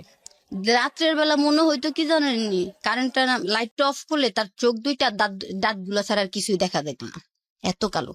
আমি তো বললাম, মানে এই ঘটনার পরে সে আসতো আপনার কাছে যে আপনাকে নেওয়ার জন্য? আমাকে নেওয়ার জন্য, কিন্তু আমি তার কাছে যাইতে চাইতাম না। আচ্ছা, তো বিয়ে করছে, যেদিন বিয়ে হয়েছে ওই দিন আমাকে শ্বশুরবাড়ি নিয়ে গেছে। শ্বশুরবাড়ি নিয়ে যাওয়ার পরের দিনে আমি এসে পড়ছি। তো যেদিন বিয়ে করে ওইটাকে তো আমাদের মুসলমানের ভাষায় কালরাত্রি বলে, ওই দিন তো স্বামী স্ত্রী একসাথে দেয় না, ওই শ্বশুর শাশুড়ি ননদ। ওই দিন রাত্রে আমি যখন, আমাকে ছেলেও দেখায় না, আমি যে পছন্দ করবো না, আমার জানে ফ্যামিলি যে ছেলে, আমি ছোটবেলা থেকে কিরকম ভাবে বড় হয়েছি ওরা জানে না, আমি স্মার্ট, আমি ছোটবেলা থেকে একটু পয় পরিষ্কার, একটু হ্যান্ডসাম পছন্দ করতাম। ওরা জানতো যে আমি ওকে পছন্দ করতাম না, তাই আমাকে ওকে দেখায় না দেখাই কবুল বলিয়ে দিয়েছে। হ্যাঁ, না বলে আমার বড় ভাবি কইছে যদি এন বিয়া না বস তাইলে আমি এমন কাম করবো যাতে তোরে আমার শ্বশুরে আব্বার কথা যে তোরে যাতে বাইতে কালকে এমনি বার করে দেয়। তা আমি তো কাউকে চিনি না, কোথাও চিনি না, আমি যাবো কোথায়? ওই ভয়েতে আমিও ভাবছি যে বিয়ে হয়ে গেলে এটা কি এমন, না গেলে কি হইব, ওরকম খেয়াল খুশিতে ছেলেকে না দেখে আপনি কবুল বললেন? হ্যাঁ, কবুল। এবং ছেলেকে দেখলেন কখন? দেখলাম তার পরের দিন ওদের বাড়িতে গিয়ে। দেখে আপনি চলে আসছেন? এত শুকনা মানুষ হয় কিনা আমি জানি না। ঠিক আছে, আপনার চোখে পছন্দের ছিল না। তো এরপরে যে ঘটনাটা ঘটলো, ঘটার পরেও ছেলে আপনাকে নিতে আসতো? হ্যাঁ, ও নিতে আসতো, কিন্তু আপনি যেতেন না? ওর মা বাবা জানতো, ওর মা বাবাও শুনছে এসব ঘটনা, কিন্তু সে আমার জন্য অনেক কান্না করতো। হয়তো তার অভিশাপটাই আমার লাগছে। সে আমাকে অনেক ভালোবাসতো। সে বলতো কি যে দেখো, তুমি আমার অন্ধকার ঘরের চাঁদ, আমি যেমন দরিদ্র তুমি এমন দরিদ্র ঘরের মেয়ে, আমি যাই না দিমু তুমি তাই খাবা, কিন্তু তুমি আমার অন্ধকার ঘরের চাঁদ। আমি তো এখন তো মেয়ে হয়ে গেছে, চিন্তায় টেনশনে শরীরটা আমার এরকম, আরো সুন্দর আসছিলাম, আরো মোটা কাটা আছি। তো সে বলতো তুমি আমার অন্ধকার ঘরের চাঁদ। ও কখনো যদি আমাদের বাড়িতে আসতো, যদি আমার সাথে এক বিছনা দিত, রাত্রে আমি দাও নিয়ে সাথে ঘুমাইতাম, যে তুই আমার দোলে তোর হাত কেটেলাম, এমন বলতাম ওরে। এই সময় আপনার বাবা মা চেষ্টা করেছে অন্য কারোর সঙ্গে বিয়ে দেওয়ার জন্য? তারপরে কারণ আমি যাবো না ওর কাছে, সেটা তো বুঝতেই পারছি। আচ্ছা, তার মধ্যে সারাসারি হয়ে গেছে, কিন্তু সে অপেক্ষায় ছিল আমাকে নিবে। আচ্ছা, আচ্ছা, ওকে। তারপরে তার মধ্যে দিয়ে বিয়ে অনেক ঠিক করলো, কিন্তু বিয়ে আমার হলো না। লাস্ট পর্যায়ে আমার এই বড় ভাই মনে করেন এটা তো আমার বিয়ের পর, ওটা বিয়েটা না বলাই হয়, কারণ আমার বিয়েটা তেমন প্রচালিত হয় নাই। বিয়েটা হয়েছে একখান আমি আইসা পড়ছি, এটা কেউ জানে কেউ জানেও না, আচ্ছা, এটা না বলার মতোই আর কি। তো যা হয়েছে বিয়ের পরেই আমার এই ঘটনাগুলা। তারপরে মনে করেন 3 মাস আমি বাড়ি থেকে বেরোতে পারি নাই। তো আমার বাবা বলছে যে আমি যদি একটা কানা ল্যাংরাও পাই, আমি বিয়ে দে এটা রেনতে বাইতে বিদায় করবো, আমি ওর জন্য আমার সমস্যাটা এবং সেটার জন্য আপনি রাজি ছিলেন? আমি আমি এটা মাইনা নিছি। আমি কই, যত জীবনে এতটা হেনস্থা যখন আমি আমার বাবাকে সমাজের মুখে করতে পারছি, আর কিছু করতে চাই না, আমার বাবা যেটা বলবে সেটাই আমি মেনে নিব। হুম। কিন্তু আমার বিয়েটা হইতে দিল না। যখন লাস্টের পর্যায়ে যে বিয়েটা আমার ঠিক করলো, ওই বিয়েটা ওরা নিজে এসে একবারে ভাঙ্গা দিল। ভাঙ্গা দিয়ে আমাকে বলল কি, আমি ঘরে বসে রয়েছি, যে তুই কোথাও বিয়ে করতে পারবি না, আর যদি তোর বিয়ে হইতেই হয় তাহলে আমার সাথে তোর সম্পর্ক রাখিয়া তারপরে বিয়ে করতে হইব। কে বললো এটা? আমাদের এই এলাকার বড় ভাই। ওই যে আপনাকে যেতে বলতো? হুম। ওকে। ও মানে ওই দিন এসে আমার সাথে সরাসরি ফেস টু ফেস কথা বলে, তার আগে আমি ওকে দেখি নাই। হুম। তুই কোথাও বিয়ে করতে পারবি না। আমি বললাম না, আমি খুব স্মার্ট, খুব সুন্দর আছিলাম। আমি সবসময় চুলগুলা লাল করে রাখতাম, আমার কাছে ভালো লাগতো। মানে গরিবের মেয়ে হইলো, আমার চলাফেরা কথাবার্তা কেউ বুঝতো না যে আমি গরিবের মেয়ে। আচ্ছা। তো পরে এক পর্যায়ে আমি যখন রাজি হইলাম না, উনি বাড়িতে আসার বলার পরও একদিন রাতে 10টা বাজে আমার বাবারে নিয়ে আটকায় রাখার পরে, মানুষ এতটাই আজব। পৃথিবীর বুকে 2টা জিনিসের লোভ থাকে পুরুষ মানুষের, এক হইছে নারী, আরেক হইছে টাকা। ট্রু। আমার এই দেহের জন্য সে আমার বাবাকে নিয়ে আটকায় রাখছে এক দোকান ঘরে। আটকায় রেখে আমাকে তার এক সামসা দিয়ে ফোন পাঠায়, আমাকে বলল তুমি কি রাজি হবা আমার কাছে আসা। আমাকে দেখেন, আমি তো আপনারে বলছি যেটা ছিল এটা আমার অ্যাক্সিডেন্ট, আমি আমার জীবনটারে গুছাইতে চাই, কেন বুঝতেছেন না? কেন তুমি গুছাইতে পারবা, আমি তোমার গুছানোর মধ্যে কোনো বাধা দিতাম না, কিন্তু তুমি আমার কাছে আসো, তোমাকে আমার প্রয়োজন। আমি বলছি না, আমি যাবো না। পরে বলতেছে তুমি যাবা না? আমি না। কয় তাহলে একটা কাজ করে। আমি কি? কয় বাজারের যে বেকারির পিছনে বেকারির পিছনে যে আছে। আমি কই হ্যাঁ, বেকারির পিছনে কি? কয় বেকারির পিছনে যে ফ্লেক্সিলোডের দোকানটা, এই দোকানের পিছনের দিক দিয়ে একটু আইসা তুমি দেখা যাও। আমি কই কি? কয় তুমি আইসা দেখে যাও। পরে ও ফোনটা কাইটা দিছে। তো ওই ছেলেটার নাম ও এখন নাই, আল্লাপাক ওরে, ও মারা গেছে, ক্রস ফায়ারে মারা গেছে, সন্ত্রাস তো। সে বলতেছে এই বড় দেখো, ভাই?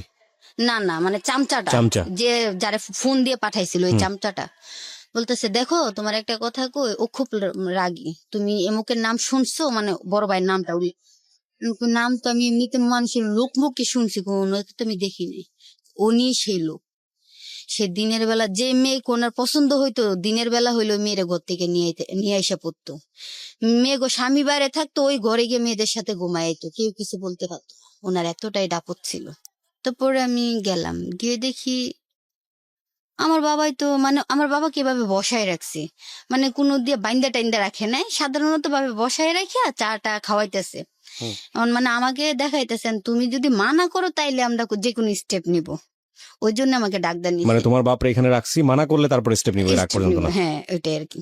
ওকে।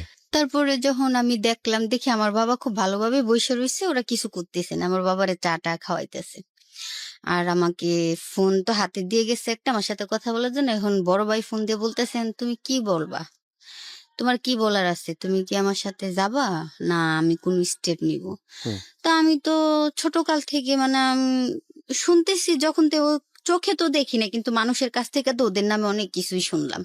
পরে আমি চিন্তা করলাম যে আমার তো এমনিতে লাইফ শেষ, আমার ছোট ছোট 2টা ভাই বোন আছে, আমার মা আছে, এখন আমার জন্য আমার বাবার জীবন নিয়ে টান দিব, তখন আমার মা কোথায় যাইব? যা আমার জীবন গেছে, আমার জীবনে যাক, আমার বাবার এই বৃদ্ধ বয়সে কিছু হওয়ার দরকার নাই। তারপরে এক পর্যায়ে আমি বলছি হ্যাঁ, আমি আপনার সত্ত্বে আমি রাজি হতে পারি, আমার বাবা এবং আমার ফ্যামিলি কোনো দিন বা কোনো ক্ষেত্রে যাতে আমার ফ্যামিলির বা আমার বাবাকে কেউই যাতে কোনোভাবে হেনস্থা বা কোনো অপমান যাতে না করতে পারে, যদি আপনি ওই গ্যারান্টি দিতে পারেন তাহলে আমি আপনার সাথে মিলতে পারি, ওকে। আপনি যে এতদিন বলবেন। ঠিক আছে, আচ্ছা তাইলে আমি সেই গ্যারান্টি তোমাকে দিব। পরে আমি গেলাম, যাওয়ার পরও আমি মানে যাওয়ার কথা বলছি, ও আমার বাবারে ছেড়ে দিছে, সাথে সাথে ছেড়ে দিছে। তখন এখন তো বাধ্যতামূলক আমার যাইতেই হবে, কারণ তারা খারাপ লোক, এবং তার এক পাশে আমারে চাবাডিও দেখাইছে। আমি নিজের চোখে চাবাডি, ওই দিন ফার্স্ট আমার বয়সে আমি চাবাডি দেখলাম, দেখাইছি। তো পরে আল্লাহ, আমি বলার পরে আমার ছেড়ে দিল। ছেড়ে দেওয়ার পরে আব্বা আজও জানে না যে ওই দিন ওরা কেন ওইখানে আব্বাকে নিয়ে গেল ওই অফিস রুমে, আর কেনই বা চা খাওয়াইলো, আব্বা আজও জানে না। আব্বা জানে যে আমাকে নিয়ে গেছে, আবার একটু পরে আমাকে আইসা বাড়িতেও দিয়ে গেছে।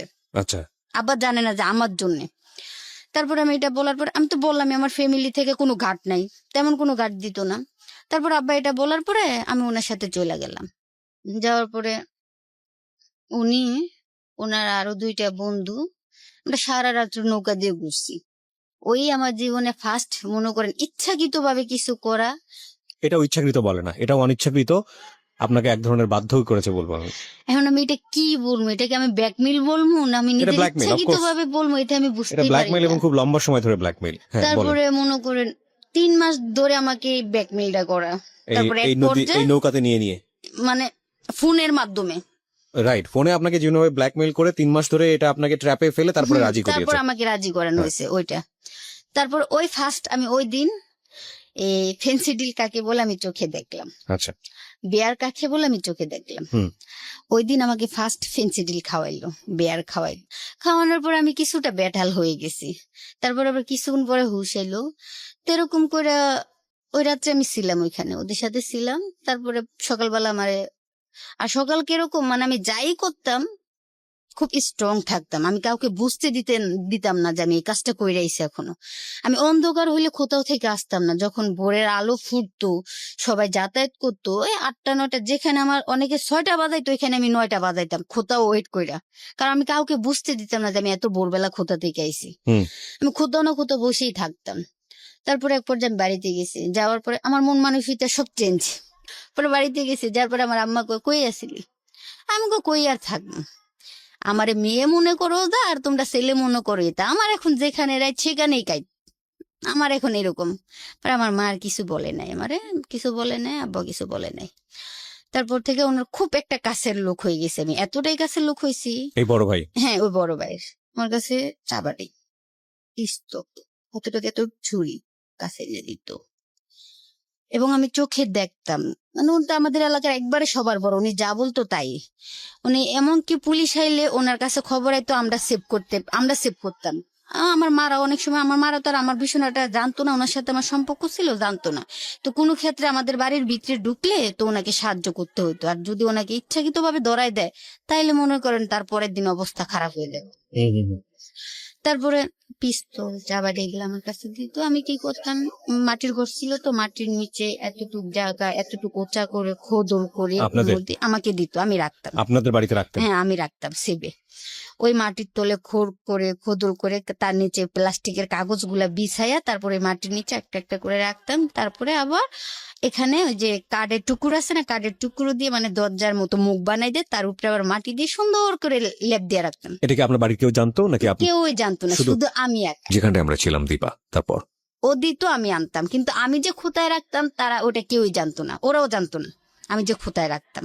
আমাকে দিত, আমি এনে রাখতাম, আবার আমাকে বলতো, আমি দিয়ে দিতাম। আমি এগুলো রাখতে চাইতাম না, মানে আমি ইচ্ছাকৃত ভাবে চাইতাম না, বাট এটা আমার জোরের ক্ষেত্রে আমাকে রাখতে হইতো আর কি। তো এক পর্যায়ে আমার উনি টাকা দিত, অনেক টাকা দিত, মাঝে মাঝে ড্রেস কিনা দিত, আমাকে টাকা দিত, তোমার কি লাগবে তুমি কিনো। আমাকে এক পর্যায়ে একটা ফোন দিল, ফোনে কথা বলতাম। আচ্ছা, তারপরে একদিন মনে করেন কোনোভাবে ওর বউ জাইনা গেছে যে আমার সাথে ওর সম্পর্ক। ওর বউ জেনেছে? ওর বউ।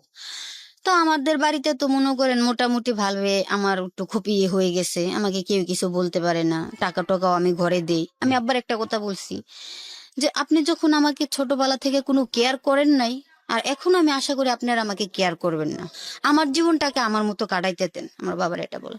তো আমি ঘরে টাকা পয়সা দিতাম, মার জন্য ওইটা আনতাম, বোনের জন্য ওইটা আনতাম, আমার জন্য, মানে আমি এখন পুরাই একটা মানে পুরোপুরি আমি খারাপ হয়ে গেছি। খারাপ হয়ে গেছি বলতে আপনি একটা ড্যাম কেয়ার লাইফ যেটাকে বলে, কাউকে কেয়ার করেন না, ইচ্ছা মতো চলেন। ইচ্ছা মতো আমি চলি, কাউকে কোনো কেয়ার করতাম না। হ্যাঁ, আমার একটা জিনিস, আমি অন্যায় করছি, আপনি আমাকে বলবেন, আমি মাথা নোয়া রাখবো, আমি ওখানে আর আপনাকে কিছু বলবো না। আপনি এই কাজগুলো শুধু বড় ভাইয়ের সাথেই করতেন ওই সময় নাকি সবার সাথেই করতেন? না, ওই সময় শুধু বড় ভাইয়ের সাথে। ওর কাছে যখনই যাইতাম তখন আমি ফেন্সি ডেলার মদ খাইতাম, বিয়ার খাইতাম, যখনই যাইতাম তখনই খাইতাম। মানে এক পর্যায়ে এটা আমার এক ধরনের একটা নেশা হয়ে গেল। যখনই যাইতাম তখনই খাইতাম। তো এক পর্যায়ে ওটা ওর বউ জেনে গেছে, জেনে যাওয়ার পরে ওর বউ আমার বাড়িতে আইসা আমার হাত থেকে ফোনটা নিয়ে বলে, ফোনটা দে তো আমার কাছে। ফোনটা দিলাম। ওর বউ আবার ওইখানে স্থানীয়, আমরা তো স্থায়ী, ওর বউ স্থানীয়। ওর বউ আমার হাত থেকে ফোনটা নিয়ে দেখো স্বামীর নাম্বার তো সম্পর্ক যত আছে নাম্বার তো থাকবেই, নাম্বার পাইছে, পাই আমার ফোনটা ভেঙে ফেলাইলো, ভেঙে আমার একটা থাপ্পড় দিল। তো আমি এতটাই তখন ট্যালেন্ট হয়ে গেছি, মানে ও যে বড় ভাই ওকে আমি কেয়ার করতাম না। পরে ও চলে যাওয়ার পরে ওকে আমি ফোন দিলাম, ফোন দিয়ে বলতেছি তুই এলাকার বড় ভাই, তুই আমার কাছে দৌড়া। নগদ আমি ওটা বলছি, তুই এলাকার বড় ভাই কিন্তু তুই আমার কাছে দৌড়া। আমি একটা মেয়ে হয়েও তুই আমার কাছে দিনে 80 বার আসিস, কেন আসিস? তোর লাভই তুই আসিস, তোর বউ আমার কি লেগে মারবো? আমি তুই তাকে ব্যবহার করতেছি, তোর বউ যদি এই বিচার যদি না পাই তাহলে কিন্তু তুই আর আমার কাছে আসবি না। তো আমি তোরে মানে রাগের মাথায় বলে দিছি, ও তো সত্যি সত্যি বাড়ি থেকে ওর বউরে মারধর করছে। তো আমি ভাবতাম কি এক পর্যায়ে সে মনে হয় শুধু আমাকে, আবার তার বউকে মনে হয় সে মানে এই প্রথমত ধরনের তার সম্পর্কের বউ, মধ্যে আছে। আচ্ছা, বা তারপরে হয়তো আমগো দুইজনের সাথে এই ধরনের সম্পর্ক, আর কারো সাথে নাই। এক পর্যায়ে দেখি কি প্রায় বছর কাছাইছে না, বছর কাছাকাছি, মানে 8 মাস 7 মাস চলে এরকম। একদিন তার এক বন্ধু আইছে বিদেশ থেকে, সেও আরেক বড় ভাইয়ের ভাই, ছোট ভাই, সেও এরকম সন্ত্রাসী ছিল, ক্রস ফায়ার অর্ডার ছিল, সে পলাইয়া বিদেশ গেছিল, এখন ওখান থেকে আবার আইছে, তার কাছে আমাকে নিয়ে যাবে। তো ওর বন্ধুটা আসলো, আসার পর আমাকে ফোন দিয়ে বলতেছে তুমি কোথায়? একদম বাসায়। ভালো একটা ড্রেস পরে খুব সেজে গুজে আসবা। আর আমি কি তখন এতটাই সুন্দর ছিলাম, আমার সাজা লাগতো না, চোখে একটু কাজল, মাথাটা আশ্রাইলে আর একটু হালকা সুনো দিনে চলতো, মানে এতটা সুন্দর লাগতো। সবাই বলতো আমার বাবার নাম নিয়ে যে এই মুখের ঘরে একটা মেয়ে দিছে, যেমন লম্বা চূড়া এরকম সুন্দর। তারপর মনে করেন আমাকে বললাম, ভাবছি এমনি। আর এই এলাকার লোকেরা কি বলতো আমার বাবার নাম দিয়ে, যে এমুকের ঘরে একটা মেয়ে হইছে খুব সুন্দর। আমার 4টা বোনের মধ্যে আমি সুন্দর, লম্বা চূড়া সব দিকে দা। কেন ওই কথাটা বলছে প্রিয় শ্রোতা, আপনারা যদি ইউটিউবে আমাদের চ্যানেলটিতে আসেন তাহলে বুঝতে পারবেন। আমি সবাইকে রিকোয়েস্ট করবো আমাদের চ্যানেলটি সাবস্ক্রাইব করবার জন্য। আমাদের চ্যানেলটির ঠিকানা হচ্ছে www.youtube.com/dfm904, ঢাকা FM 90.4 নামে আছে। অবশ্যই চ্যানেলটি সাবস্ক্রাইব করতে ভুলবেন না, এবং সাবস্ক্রাইব করবার পরে ডান পাশে যে বেল বাটনটি আছে, এটাকে বলা হয় নোটিফিকেশন বাটন, এটা অন রাখবেন। তাহলে আমরা যে কোনো অনুষ্ঠান আপলোড করার সঙ্গে সঙ্গে আপনি আপনার মোবাইলে সেটা জানতে পারবেন। জি বলুন। হ্যাঁ, তারপর আমি আপনাকে গেলাম, অফার করলো বা বলেছে এরকম? আমি নতুন ড্রেস পরে গেলাম। আমি ভাবছি এমনিতে হয়তো বন্ধু বান্ধব পাইছে পার্টি দিব, তো বন্ধু বান্ধব আসলেও কেউ আমাকে কারো কাছে দেয় না। কোথায় নিত? কোনো আলাদা কোনো বাড়িতে নিত নাকি শুধু নৌকার মধ্যেই? নৌকার মধ্যে নিত মাঝে মাঝে, আবার মাঝে মাঝে কোনো বন্ধু বান্ধবের বাড়িতে বউটো না থাকলেও নিয়ে যেত। ওখানে নিয়ে যেত। মানে আমার এই এলাকার ভিতরে আমাদের মানে এমন টাইমে নিত কেউই দেখতো না, আবার এমন টাইমে আমি আসতাম কেউই দেখতো না। আচ্ছা, আইনা দিয়েও যাইতো, আইনা নিয়েও যাইতো। তারপর আমি গেলাম, যাওয়ার পরে মটট একসাথে সবাই মিলা আমরা খাওয়া দাওয়া করলাম, বিরিয়ানি টিরানি আনালো, খাইলাম। পরে এক পর্যায়ে আমার কইতেছে যাও তুমি, ওর বন্ধুর নাম নিয়ে বলতেছে যে ওর সাথে একটু ওই ঘর থেকে আসো। পরে আমি কই কি জন্যে? আমি তোমার সাথে আমার সম্পর্ক, আমি ওর সাথে ওই ঘরে যাবো কি জন্যে? পরে আমার একটা থাপ্পড় মারলো যে তগো মতো রাস্তার মেয়েদের কোনো পার্সোনাল কোনো সম্পর্ক থাকে না। 1 বছর পরে। 1 বছরের মাথায়। হুম। তখন আমি বললাম তো ঠিক আছে, আমার ওদের মতো রাস্তার মেয়েদের এটাই মনে হয় সত্যি যে কোনো সম্পর্ক পার্সোনাল কোনো থাকে না, তাহলে এতদিনও করাইতে পারতা, তাইলে আমি আমার মতো টাকাও ইনকাম করতে পারতাম যে দিক দিয়ে সে দিক দিয়ে, তো তুমি আমাকে এভাবে রাখলা কেন? ও কি বলেছিল আপনাকে যে ও ছাড়া অন্য কারোর সাথে না যেতে? হ্যাঁ, ও বলেছিল যে আমি ছাড়া যদি তুই অন্য কারোর সাথে তুই যাস বা আমি শুনি, তাহলে ওই দিন মনে করবি যে তোর অবস্থা খারাপ হয়ে যাবে। তো তো এমনিতেই খারাপ, আমি ভয়ও পাই না। তোর ভাইয়ের কাছে আচ্ছা যাই হোক, ওর থাপ্পড় খাই আমি গেলাম। যাওয়ার পরে ও বন্ধু বান্ধব ওদিন আমরা মানে পরের দিন বাড়িতে আইসা পড়লাম, ভোর রাত্রে আমি আইসা পড়লাম। আইসা পড়ার পরে আমার দিন এমনিতে যাচ্ছে, যাওয়ার পরে এক পর্যায়ে ওর যে বন্ধু, ওর বন্ধুর যে বড় ভাই যেটা বলছে ড্যাম হয়ে গেছে, ও কিভাবে জানি আমার নাম্বার পেয়ে গেছে। ও ভালো না, মানে ও এই পথেরই ছিল, এখন ড্যাম হয়ে গেছে। ও আমার নাম্বার পাইছে, পাই আমাকে ফোন দিতেছে, ফোন দিয়ে খালি এরকম এরকম এরকম বলে। তো সে আবার ভালো ছিল না, সে কি করতো, সে একবারে নগদ মাইরা লাইতো, তার কাছে আর কোনো সার ছিল না। সে এরকম একটা লোক ছিল, এখন ড্যাম হয়ে গেছে কিন্তু সে একবারে মাইরা লাইতো, এরকম ছিল সে, যাকেই ধরতো মাইরা লাইতো। তো সে আমাকে আবার আমার বড়টা যেটা তাদের বাড়ির পাশেই বাড়ি, আমার বড় বোন যেটা, এই যে এটা তাদের বাড়ি, এটা হচ্ছে আমার বড় বোনের বাড়ি। সে আমাকে ফোন দিছে, ফোন দিয়ে এরকম 2-3 বার যে ওর সাথে সম্পর্ক, ওর পাওয়ার আছে বিদায়, আমার পাওয়ার নাই বিদায় আমার সাথে সম্পর্ক রাখো না, আমি তো তোমাকে দেখছি তুমি খুব স্মার্ট খুব সুন্দর, এটা সেটা নানান কিছু। পরে আমি তো আপনার কাছে যেতে পারবো না, আমি তোমাকে টাকা দিব যত চাও অতই। আপনি আমাকে পৃথিবী সমান টাকা দিলে আমি যাব না ওর অনুমতি ছাড়া। পরে ও আমাকে বলে ওকে, ও তো আমার বয়স আমার ছোট, আমার ছোট ভাইয়ের বন্ধু, ওইটা বলতেছি। আর তোমাকে একটা কথা বলি, আমি হ্যাঁ বলেন। তোমার আমার বাড়ির পাশে তোমার একটা বোন থাকে? আমি কই, হ্যাঁ থাকে। একটু কি তোমার মাথায় দিলাম, তার পাশে আবার কিন্তু তোমার বড় ভাই থাকে? আমি কই, হ্যাঁ থাকে। আমি যদি, ওদের আবার একটা স্বভাব কি, ওর যদি নেশা খাওয়ার টাকা না থাকতো ঘরের ভিতরে গিয়ে মাইর করে শুধুই টাকা নিয়ে যেত হুম। ওই লোকটা। তো চিন্তা করলাম, আমার জন্য শুধু শুধু আমার ভাই বোনদেরকে কেন আমি হেনস্থা করব? আমি তো খারাপ হয়েই গেছি, আমার ভাই বোনদের হেনস্থা করার দরকার নেই। হুম। তারপর আমি তার কাছেও গেলাম। যাওয়ার পরে এটা আবার কোনোভাবে আমার বড় ভাইয়ের কাছে গেছে কানে। হুম। গেছে পরে আমি ওনার কাছে গেছি। যাওয়ার পরে যখন বউ রাত্রে আমি আসতেছি, উনি রাস্তায়, উনি যে রাস্তায় আমি খেয়াল করি নাই, ওনাকে দেখে বয়ে আমি একটা লোকের পিছনে পলাই গেছি, মানে যে আমাকে বাড়িতে নিয়ে দিয়ে আসবো হুম। তার পিছনে পলাই গেছি। পরে সে বলতেছে, এ বাপন তোর পিছনে কে এটা? তো বলতেছে, কেউই নাই তো ভাই, এমনি। কই না, আমি দেখলাম তোর পিছনে কে জানি গেল। ও সামনে গিয়ে আমার হাত ধরে টাইনে আমার বার করে বলে, তুমি এখানে এত রাত্রে করে? আমাকে শ্মশানে গেছিলাম। কে তুমি শ্মশানে যাবা? প্রতি মাসের মধ্যে তুমি 10-15 দিনে তুমি আমার সাথে শ্মশানে বসে সময় কাটাও, তাহলে তুমি আজকে শ্মশানে গেলা কেন আমারে ছাড়া? টর্চ লাইট গুলো আছে না, বিদেশি টর্চ লাইট দিয়ে আমাকে অনেক মাইর মারলো। একটা খাটের উপরে ফালাইয়া তারপর আমার পিঠের মধ্যে অনেকগুলা বাড়ি দিল। পরে আমি বললাম, তুমি আমাকে বাইরেও কি জন্য? আমার জীবনটা আমার প্রেমিকাই দিল অর্ধেক শেষ করে, বাকি অর্ধেক দিলা তুমি আমারে শেষ করে। তুমি তোমাকে বিয়ে করবা না, তো লজতা তুমি আমাকে কেন তোমার নাচের পুতুল বানায় রাখবা? তুমি বললে আমি নাচতে হইব, তুমি না বললে আমি নাচবো না। তো এক পর্যায়ে সে আমাকে বলে কি, তুই এলাকা থেকে বেরিয়ে যাবি। আমি কই, হ্যাঁ ঠিক আছে, আমি এলাকা থেকে বেরিয়ে যাবো, কিন্তু আমার বাপ মার দায়িত্ব তোমার, আর যদি তা না হয় তাহলে আমি তোমার সব কুকীর্তেন ফাঁস করে দেবো। হুম। এখন দেখো তুমি কি করবা। পরে কই, ঠিক আছে যা, তুই এলাকা থেকে বেরিয়ে যা। তুই এলাকা থেকে বেরোয় যা। আমি কই, ঠিক আছে আমি এলাকা থেকে বেরোয় যাবো, আমার বাপ মার ভাই বোনের যাতে কিছু না হয়, আর যদি কোনোদিন কিছু হয় তাহলে মনে করো যে তোমার কিছু আমি রাখবো না। পরে আমি বলতেছি, আমি রাত্রে এসে বাড়িতে শুইছি। পরে বাড়িতে পরের দিন আবারও ফোন দিয়ে বলতেছে, তোর এলাকা সাইডে যাওয়া লাগবো না, যা হয়েছে মিটমাট করে ভুলে যা। আমাকে এতগুলা মায়ের কি আমি ভুলে যাবো? হ্যাঁ ভুলে যা। তো পরে আমি এবারে মানে আমাদের বাড়ি থেকে আর একটু সামনে আমি নিজে একটা বাসা নিছি, হুম। একাই ভাড়া থাকবো, হুম। ওদের সাথে থাকবো না। কোথায় নিলেন ভাড়াটা? আমাদের বাড়ি থেকে একটু সামনে। আচ্ছা, আবার আমি যেখানে বাড়ি নিচ্ছি ওর আবার সেখানে আড্ডা, সারাদিন ওইখানে আড্ডা দিব বৈশা। এই বড় ভাই? আমি বড় ভাই। হুম। ও আমাকে বললো যে তুই এই বাসা ভাড়া নে, আমি এখানে সারাদিন আছে, আমার লোকজনও আছে, তোর কোনো সমস্যা হবে না, তুই এই বাসা ভাড়া নে। তারপর আমি ভাড়া নিলাম। ভাড়া মাত্র 600 টাকা না 700 টাকা। তো তো এটা আপনার ফ্যামিলি কিছু বললো না? আমি বললাম না, আমার ফ্যামিলির কোনো মধ্যে কিছু কোনো কেয়ারই ঘাট- করতো না এসব ব্যাপারে? তারপরে ওইখানে ছিলাম পরে তখন আমার বাইরে যাওয়া শুরু হয়ে গেছে। ওকে ছাড়া আমি বাইরে বিভিন্ন জায়গায় যাইতাম। সত্যি কথা কোনোদিন চাপই থাকে না, আমি যে অলরেডি খারাপ হয়ে গেছি এটা অনেক জেনে গেছে। সত্যি কথা তো চাপি। তখন আমাকে অনেক নাম্বার থেকে ফোন আসতো, ওইখানে যাওয়ার অফার আসতো, অত টাকা এত টাকা, হুম। মানে বিভিন্ন ভাবে অফার, আমি যত টাকা চাই এতই দিবে। তারপর আমি বাইরে যাওয়া শুরু করলাম। এক পর্যায়ে আমাদেরই মানে ওই যে সরু আপা বলছিলাম শুরুতে নৌকার ঘটনার মধ্যে, যে আব্বা বা আম্মা যদি আইসা তোমাকে বলে আমি রাত্রে খোতাইছিলাম, Right. তুমি বলবা যে আমার ষোলো বাড়িতে বাসা ছিল, হ্যাঁ। ওই সরু আপা ওই মহিলাকে আমাকে তখন চিনাই দিল। ওই মহিলা দেহ ব্যবসা করে। আচ্ছা। ও না আমাকে নিয়ে যাওয়ার পরে কথা বলাইলো। পরে বলতেছে যে ও এরকম কাজ করে, তুই যদি ওনার সাথে থাকিস কাজকর্ম করিস তাহলে ও তোকে ভালো পয়সা দিব। হুম। আমি বলি, ঠিক আছে, আমার তো এমনি তো থাকার জায়গায় নাই, তো থাকলাম। পরে আমি ওখান থেকে বাসা টাসা সারিয়ে দিয়ে মাইশা পড়বো। তো ওই দিন রাত্রে আমি বাড়িতে গিয়ে রইলাম।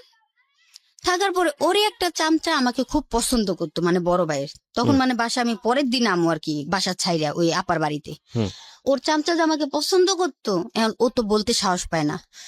বেড়ার ঘরের ওই যে দরজার উপর দিয়ে ভেন্টিলেটরের মতো ফাঁক থাকে না, এতটুকু ওই ফাঁকা দিয়ে আসে আমার ঘরের ভিতরে গেছে। এক পর্যায়ে চৌকি, আমি তো একা ঘুমাই স্বাভাবিক, তাইলে আমার চৌকি নড়বো, আমার তো ঘুম ভাঙবে। যখন গেছে চৌকির এক কোনায় যখন বসে, তখন আমার চৌকিটা মানে একটা লড়া মারছে, তখন হঠাৎ করে আমার ঘুমটা ভাঙে গেছে। খুব ভালো রে, আমার ঘরে তো শুধু আমি একা, আমার ঘরে কি আসলো? হুম। পরে আমি সাইড দিয়ে আমার আবার সাইড দিয়ে নামার, চৌকির সাইডে দিয়ে নামার সিস্টেম আছিল, ওই দিক দিয়ে আমি নাইমা লাইটটা ধরাই দেখি ওর নাম ছিল আবার জনি। আচ্ছা। পরে আমি কই, কিরে তুই এখানে? ও আমার পায়ে ধরে ফেলাইছে, নগদ আমার পায়ে। দেখ আমি তোর পায়ে ধরি, তুই বাইরে কিছু করিস না, তোর আমার খুব পছন্দ, একটা বারের জন্য তুই আমার একটা সুযোগ দে। আমার 500 টাকা দিল। আমি কই, তোর টিয়ার মায়ের বাপ, তুই এনইছিস কি জন্যে? আমার তোরে খুব পছন্দ। আমি এই কথাটা যদি আমি বলি, তুই বলিস না, আমি তোর ফাদুরের দোষী তুই বলি। আমি তাহলে এখন বাইরে তুই পরেরটা পরে হ্যাঁ, মানে যখন বয়টা দেখাইতেছি, মানে হ্যাঁ কথা, আচ্ছা আমার তোরা কিছু করার দরকার নেই, কিন্তু তুই বলিস না, কারণ হ্যাঁ ভালো না মাইল নেব। পরে হ্যাঁ বাড়িলো, বাড়িয়ে যখন গেছে যাওয়ার পর আমি ওরে ফোন দিছি, আমি কই, এইটাই বুঝি তোমার দায়িত্ব, তোমার জনি আমার ঘরের ভিতরে রাত করে বেন্টুনেটার বাইয়ে আইসা পরে আইসা আমার সাথে থাকতে চায়, তাহলে তো আমার এখানে থাকার কোনো ইয়েই থাকে না, আমি তাইলে আমার মতো আমি নিঃস্বাধীন ভাবে আমি অন্য জায়গায় গিয়ে চলুন। পরে কই, কি বললি? আমি কই, হ্যাঁ বললাম। পরের দিন গোডাউনে মানে ওরে দৌড়ায়, ও তো আর আমার ঘর থেকে বেরোয়, ও জানে আমি পালাই বলে গেছে, দিব, হ্যাঁ। ও পালাই গেছে। ও পরের দিন যে কোনো ভাবেই ওরে রাত্রের ভিতরে ধরাইছে, আমি তো রাত্রি বলে দিছি। হুম। ওরে ধরলো দইরা, আমার বড় বোন আবার ওই যে গোডাউনে ওরে নিয়ে মার দিছে, হুম। আমার বড় বোনের বাড়িটা আবার গোডাউনের পাশাপাশি। আচ্ছা। আমার বড় বোনে দেখতেছে এতবারই ওরে বাইরেতেছে মানে সাংঘাতিক ভাবে, আর বলতেছে ভাই আমি আর জীবনে এই ভুল করতাম না ভাই, তুই আমার ভাই মাফ করে দেন, আল্লাহর হস্তে ভাই আমার মাফ করে দেন। আমি ওরে ডাইর আঙ্গুলের এই আঙ্গুলটা আছে, এই যে ভাই এই যে বুড়ি আঙ্গুলটা হাত ভাঙ্গে ফেলাইছে, যে হাত দিয়ে তুই ওর দিকে হাত বাড়াইছিস না, তোর এই আঙ্গুলটা ভাঙ্গে লাইছে। হুম হুম হুম। পরের দিন আমার বইনে আমার কইল, পরে আমার বোনের তো আমি কই নাই যে আমার জন্য অনেক মার মারছে, ও 3 দিন হাসপাতালে ছিল মার খেয়ে। পরে আমি ওইখান থেকে মনে করেন পরের দিন আমি ওরে আর কিছু বলি নাই, চামচা যত আমার ঘরে আসার সাহস পাইছে, 2 দিন পরে তো রাস্তার মানুষ আসা পড়বো, হুম হুম। আমার এরকম একটা ফিলিংস হলে দিচ্ছে। পরে আমি ঘরটর ছাইরা দিয়ে আমার মার বাসায় এই খেতা বালি চিত্তা দিয়া, খাবার তো আমি রান্না করে খাইতাম না, হুম। ওই টাকা থাকতো বাইরের থেকে কিনা খাইতাম, রান্না করতে পারি কিন্তু রান্তাম না। আচ্ছা। তো ওই আপার বাড়িতে গেলাম, যে আপার সাথে আমাকে পরিচয় করাই দিল, তো ওনার বাড়িতে ওনার এতটুকু একটা ছেলে, ওনার মেয়ে স্বামী থাকতো বিদেশ সৌদি। হুম। তো যে ওনার ভদ্রলোক, বাড়িতে যে ভদ্রমহিলা সব কাজ করতো। ওকে। ওনার 2টা ছেলে, তখন একটা ছেলে হয় নাই। হুম। পরে ওনার বাড়িতে গেলাম, যাওয়ার পরে ওনার ঘরের কাজকামও করে উনি মানে ওনার ঘরের টুকিটাকি থালা বাসন হাড়ি পাতিল মাঝে উনি আমাকে ভাতও খাওয়াই 3 বার, যে তুই বাইরে এতখানে ঘুরার দরকার নাই, আমি ঘরে লুকাই না দিব, তুই ঘরে বই বই কাজ করবি, হুম। আর তোর 3 বার খাওয়ার কাম, তুই আমার ঘরের টুকটাক কাজ করবি, তোর আমি এমনি খাওয়াম। আপা আমার এটা বললো। তো ওনার ঘরে আমি ওরকম ভাবে ওনার ঘরে কাজ টাজ করি, ওনার ছেলেদের সাথে ওনাদের সাথে আমি মানে থাকা শুরু করি, ভাতটা তো খাই, আমি যা কাজ করি উনি আমাকে টাকা দেয়, আচ্ছা। যা কাজ করি না আমাকে টাকা দেয়, কিন্তু আমি যাই কামাইতাম তাই শেষ,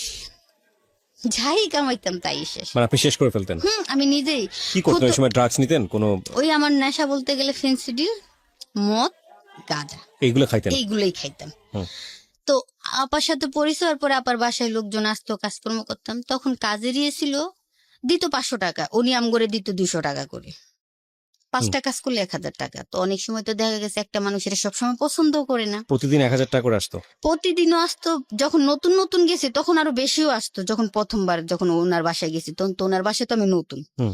তখন আরো বেশিও আসতো। এমন একদিন গেছে আমি একদিনে 5000 টাকা কামাই করছি।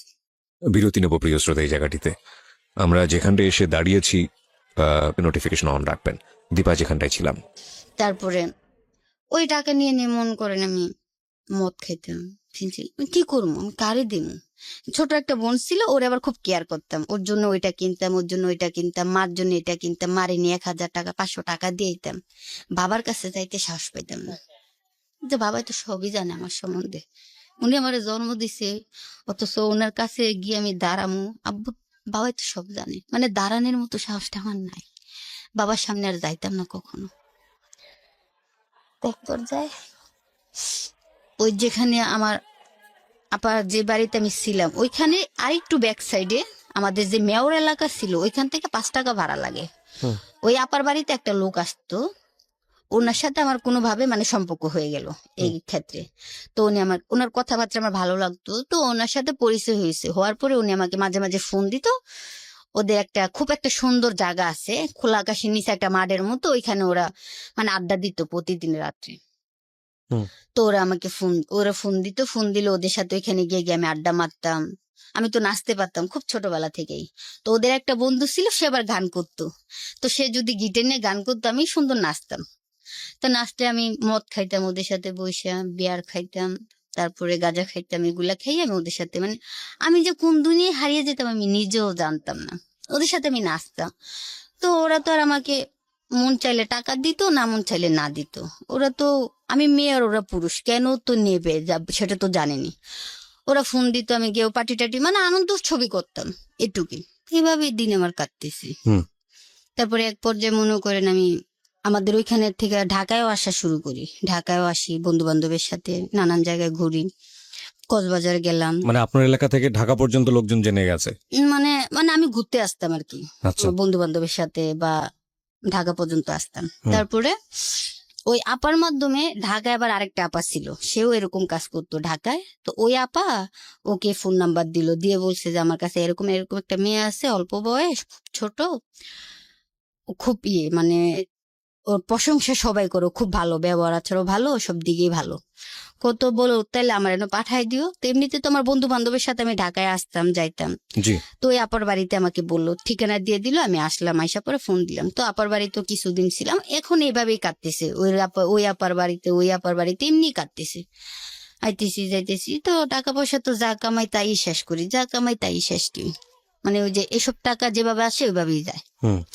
তারপরে এক পর্যায়ে প্রায় অনেকটা সময় কাছে গেছে, পরে বাড়িতে গেলাম। বাড়িতে যাওয়ার পরে একদিন একটা লোক আমাকে দেখলো, দেখে সে আমাকে পছন্দ করলো। তো পছন্দ করার পরে সে আবার আমরা যে বাসায় ভাড়া থাকি, সে বাড়িওয়ালার সাথে ওর আবার খুব সম্পর্ক, আচ্ছা। মানে বন্ধুত্বর মতো একটা সম্পর্ক, ও বাড়িওয়ালাই চিনতো। তো সে দেখছে, দেখার পরে কি কি জন্য জানি আমার কাকার কাছে আসছিল, আমি জানি না। তো আমি নদী থেকে গোসল করে ভিজা কাপড় এসে বাইরে দাঁড়ায় রয়েছি। তো সে আমাকে দেখছে, দেখার পরে তার আবার খুব বয়স, কিরকম বয়স, তার মেয়েও বিয়ে দিয়ে দিছে।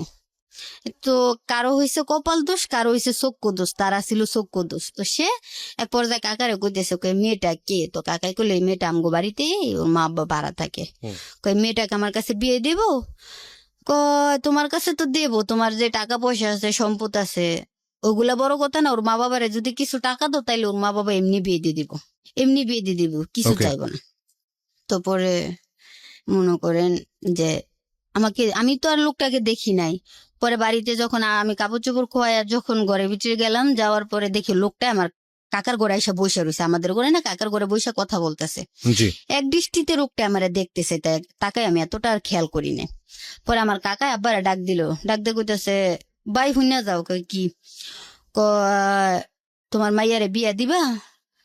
দেখতে তো দেয়া যায় বয়স্ক, তো এত বয়স্ক লোকের সাথে কেমনে বিয়া দিব, আমার মেয়ের তো বয়স কম। হুম। তো কাকা কয়, বয়স কম দেখে কি হয়েছে, তোমার মেয়ের তো আর তোমার মেয়ের তো কাহিনী হইতে তো আর কম হয় নাই, তুমি বয়স দা কি করো? আর এটা কোনো কথা না, ওর পছন্দ হয়েছে, আর ও কিছু টাকা পয়সা দিব না, তুমি ওর মেয়ের বিয়ে দিয়ে দাও। হুম। তো আমি চিন্তা করলাম, আমি তো আমার মতো ভালোই থাকতেছি, তো আমি অযথা কি জন্য বুড়া বেড়াতে বিয়ে বইতে যাম, আমি এটা চিন্তা করতেছি। আমার আব্বাই বলতেছে, তুমি কি লোকেতে বিয়ে ববা? আমি কই, যার 4-5টা ছেলে মেয়ে আছে, মেয়ে বিয়ে দিয়ে দিছে, 2 দিন পরে মেয়ের ঘরে নাতি হইব, আমি ওই লোকের কাছে কি জন্য বিয়ে বমু? আমার জীবনটা আমি যেভাবে আছি এমনি ভালো আছি, আমি বিয়ে বমু না। তো তখন তো আমার মা বাবা ছাড়া আমার কেউই নাই। এক পর্যায়ে বাবা আমাকে বলে কি, তুমি যদি এখানে বিয়ে না পাও, তো তুমি আজ থেকে আমাদের কাছ থেকে তোমার সম্পর্ক তুমি বিচ্ছিন্ন করে লাইবা। ওকে। আমার বাবা বলতেছে, আচ্ছা। তোমার আমি ত্যায্য করে দিন। পরে আমাকে, আপনি আমার কিভাবে ত্যায্য করবেন? আপনার না আছে সম্পদ, না আছে কিছু, না আছে কোনো টাকা পয়সা। মানুষ সম্পদ থাকলে ত্যায্য করে, তো আপনি আমাকে কি কারণে ত্যায্য করবেন? আপনার তো নিজেরই চাল চুলা নাই, আপনি আমাকে কেমনি ত্যায্য করবেন? হুম। মানে তুই আমাদের সাথে কোনো যোগাযোগ রাখতে পারবি না, আমাদের কাছে আসতে পারবি না, এটা সেটা। পরে আমি চিন্তা করলাম, আমি আচ্ছা আমাকে ভাবতে দাও।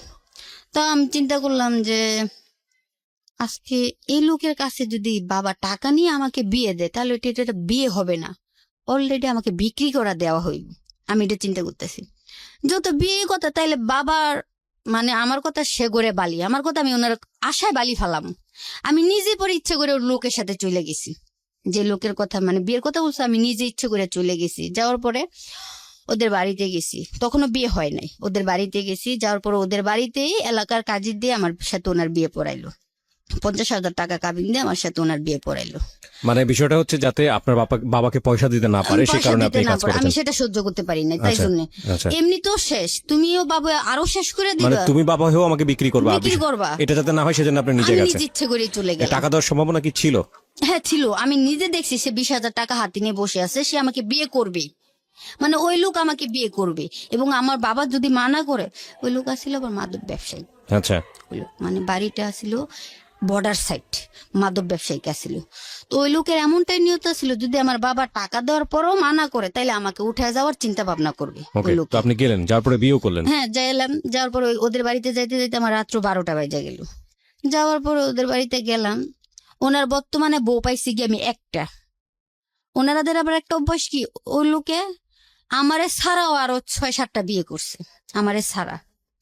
তা আমি গিয়ে ঘরে বউ পাইছি একটা, শুধু বড় বউটারে পাওয়ার পরে ওই বড় বউর ঘরে ওই বউর আগে আরেকটা মহিলারে বিয়ে করছে, ওনার ঘরে একটা ছেলে আছে। ওই ছেলের রাখা ওনার কাজকর্মে অনেক মারধর করতো, অনেক শারীরিক ভাবে অত্যাচার করতো। ওই মেয়ে আবার ছেলে রাখাই চলে গেছে, বড় ছেলেটাকে রাখা। তো উনি আবার বিয়ে করলো, যেটা বিয়ে করছে সেটা হচ্ছে ভৈরবে বিয়ে করলো। বিয়ে করার পর ওই মহিলার ঘরে উডাউডি 6টা মেয়েই হয়েছে, কোনো ছেলে নাই। তো 5টা মেয়ে গিয়ে আমি পাইছি, আরেকটা মেয়ে তখনও পেটে আসে নাই। তো আমি পাইছি গিয়ে আমার ওনার সাথে বিয়ে, কারণ ওইখানে ওনার দাপটটা ছিল অনেক, কেউ কিছু বলতে পারতো না। আর আমার চলাফেরাটা এতটাই হয়ে গেছে আমাদের এলাকা ছাইরা, মানে আমাদের এই পৌরসভার এলাকাটার ভিতরে যতগুলা গ্রাম আশেপাশে আছে সবগুলা নেতা খাতায় সম্পূর্ণ আমার হাতে আমি নিয়ে নিছি। মানে আমার এলাকার সবগুলা নেতা সব যাই আছে টুকটাক সব আমি হাতে নিয়ে নিছি, সবগুলো আমার হাতে। এখন আমি চাইতেছি সবাই তো সবার মতো জীবনটা সুন্দর করে সাজায়, দেখি আমি চেষ্টা করে পারি কিনা। ওর সাথে যদি আমার বিয়েটা হয়, হোক না বয়সের পার্থক্য হোক না, যদি আমি সব দিকে তো শান্তি পাই, বয়স দিয়ে কি করবো, আমি এই চিন্তা করে ওনার সাথে গেছি। তারপরে বিয়ে হয়েছে, হওয়ার পরে তারপরে মনে করেন যে 6টা মেয়ে গিয়ে আমি পাইলাম, 6টা মেয়ে? 5টা মেয়ে পাইলাম। 5টা মেয়ে? হ্যাঁ, ওনার শুধু 5টা মেয়ে, আর আগের বরগরের একটা ছেলে। আমাকে নিল, নেওয়ার পরে বিয়ে শাদী তো হইলো, হওয়ার পরে ঘরে নিল। নেওয়ার পরে আমি সব কাজ একাই আমি করতাম প্রতিদিন উঠে, আমার সাথে কেউই কোনো কাজ করে না, ওই মেয়েরাও করে না। আর হ্যাঁ, বড় আপা করতো, মানে আমি সবকিছু বাউ করে দিলে উনি রান্না বান্না করতো, তাও আমার কোনো সমস্যা ছিল না। আমার কথা, তাও তো আমি একটা বাড়িতে আশ্রয় নিয়ে আসি, প্রতিদিন প্রতিটা আবেগ নিয়ে খেলাচ্ছে, একটা আবেগ নিয়ে থাকবো এটা ভালো, মানে আমি ওই জিনিসটা চিন্তা করলাম আর কি। তারপরে ও বাড়িতে থাকতেছি, থাকার পরে 1 বছর গেল, 1 বছর কাছাকাছির মাথা তো ওনার বউ আবার প্রেগনেন্ট। তখন হইলো আবার একটা মেয়ে, ওটা দেখতে সেম আমার ওর মতো হয়েছে, ওইটা বড় আর ওর ছোট। ওর আগে গিয়ে আবার আমি আরেকটাও পাইছি, ওর মতো একটা ছেলে রেখে ওই মা ও চলে গেছে। মানে 5টা মেয়ে 2টা ছেলে পাইছি আমি গিয়া, 5টা মেয়ে 3 বর্গরের মিলাইয়া, 2 বর্গরে একটা ছেলে, আর 1 বর্গরে 5টা মেয়ে। তো তারপরে গিয়ে যাওয়ার পরে আমি একটা মেয়ে হয়েছে, হওয়ার পরে তো আমি থাকতেছি খাইতেছি ভালো, আমার সমস্যা না, বাইরে আসতে দেয় না আমার, কোথাও একটু কারোর সাথে জানতো আপনার সম্পর্কে? জানতো না, কিছু জানতো না তেমন তখনও জানতো না। এতটুক জানতো যে আমি ঢাকায় চাকরি বাকরি করতাম, একটুক জানতো, কিন্তু এগুলা জানতো না। তো পরে আর সে জানবে কি, সে তো নিজেই ভালো না, হয়েছে মাদক ব্যবসা করে, তার মেয়ের সাথে স্কুলে পড়ে, একসাথে মেয়ের সাথে পড়তো, ওই মেয়ের এসে দেখে বিয়ে করে ফেলাইছে, মেয়ের সাথে পড়তো। তো সে তো নিজেই ভালো না, সে আমার ভালো গুলো খুঁজবো কোথা থেকে। তো তারপর যে মনে করেন সে, আমি থাকতেছি বছর খানিক যেতেছে, ওনার বরগর আরেকটা বাচ্চা হইলো, তো আমি ওটারে রাখতেছি ভালোই, বাড়িতে আসি যাই। আমি কারোর সাথে কথা বললে মানা, কারোর সাথে হাসলে মানা, খুব অপমান করতো। আর বড়টারে এত মারা মারতো, মানে সে শারীরিক ভাবে অত্যাচার করতো, মানসিক ভাবে অত্যাচার করতো, মানে এতটাই পাষণ্ড। খেতে মানুষে গরু দিয়া হয় না, এটা সন্ধ্যা হয়ে গেলে গরুটা কেউ না নিলে ও লোক দিয়ে আনাইয়া বাড়ির ভিতরে এটা গরু জবাই করে এটা থামাই লাগবে, আপনি বুঝতেও পারবেন না যে ও রাত্রে করে কি করতেছে। এরকম একটা গরু সারা রাত্রির ভিতরে কোবাইয়া থামাই লাগবে। ওই আবার ওর এলাকার জন্য ও আবার খুব ডাপট। তারপরে মনে করেন যাইতেছি, তা একদিন আমি বাড়িতে আসবো, একটা দরকারি কাজে আমি বাড়িতে আসবো, আঙ্গো বাড়িতে। তো তার মধ্যে এখন বিয়ে যত হয়েছে, আব্বা মাকে আর লুকায় তো লাভ নাই, আব্বা মা জানলো। ও আব্বা গেছে আমাকে দেখতে, মানে দেখতে বলতে গেলে বিয়ের যেদিন আমি গেছি, আমার ওই দিন তো বিয়ে হয়েছে, বিয়ের 4 মাস পর আমাকে বাড়িতে আসতে দেয় না। 4 মাস পরে যখন আমার আব্বার অসুখ হয়েছে, ফোন করছে আমাকে আসার জন্য, আমার আব্বু শরীর ভালো না, তখন ও আমাকে নিজে নিয়ে আইছে সাথে, মোটরসাইকেল দিয়া নিয়ে আইছে। 12টা বাজে বাড়ি থেকে বার হইছে, আবার 2টা বাজে উল্টা বাড়িতে চলে গেলাম, আমাকে বসতে দেয় না আমার বাবার বাড়িতে। আসলো, আইসা আমার বাবাকে দেখলাম, কিন্তু তার কাছে আবার একটা জিনিস কি, টাকা থাকলে কোনো কিছুর ইয়ে নাই।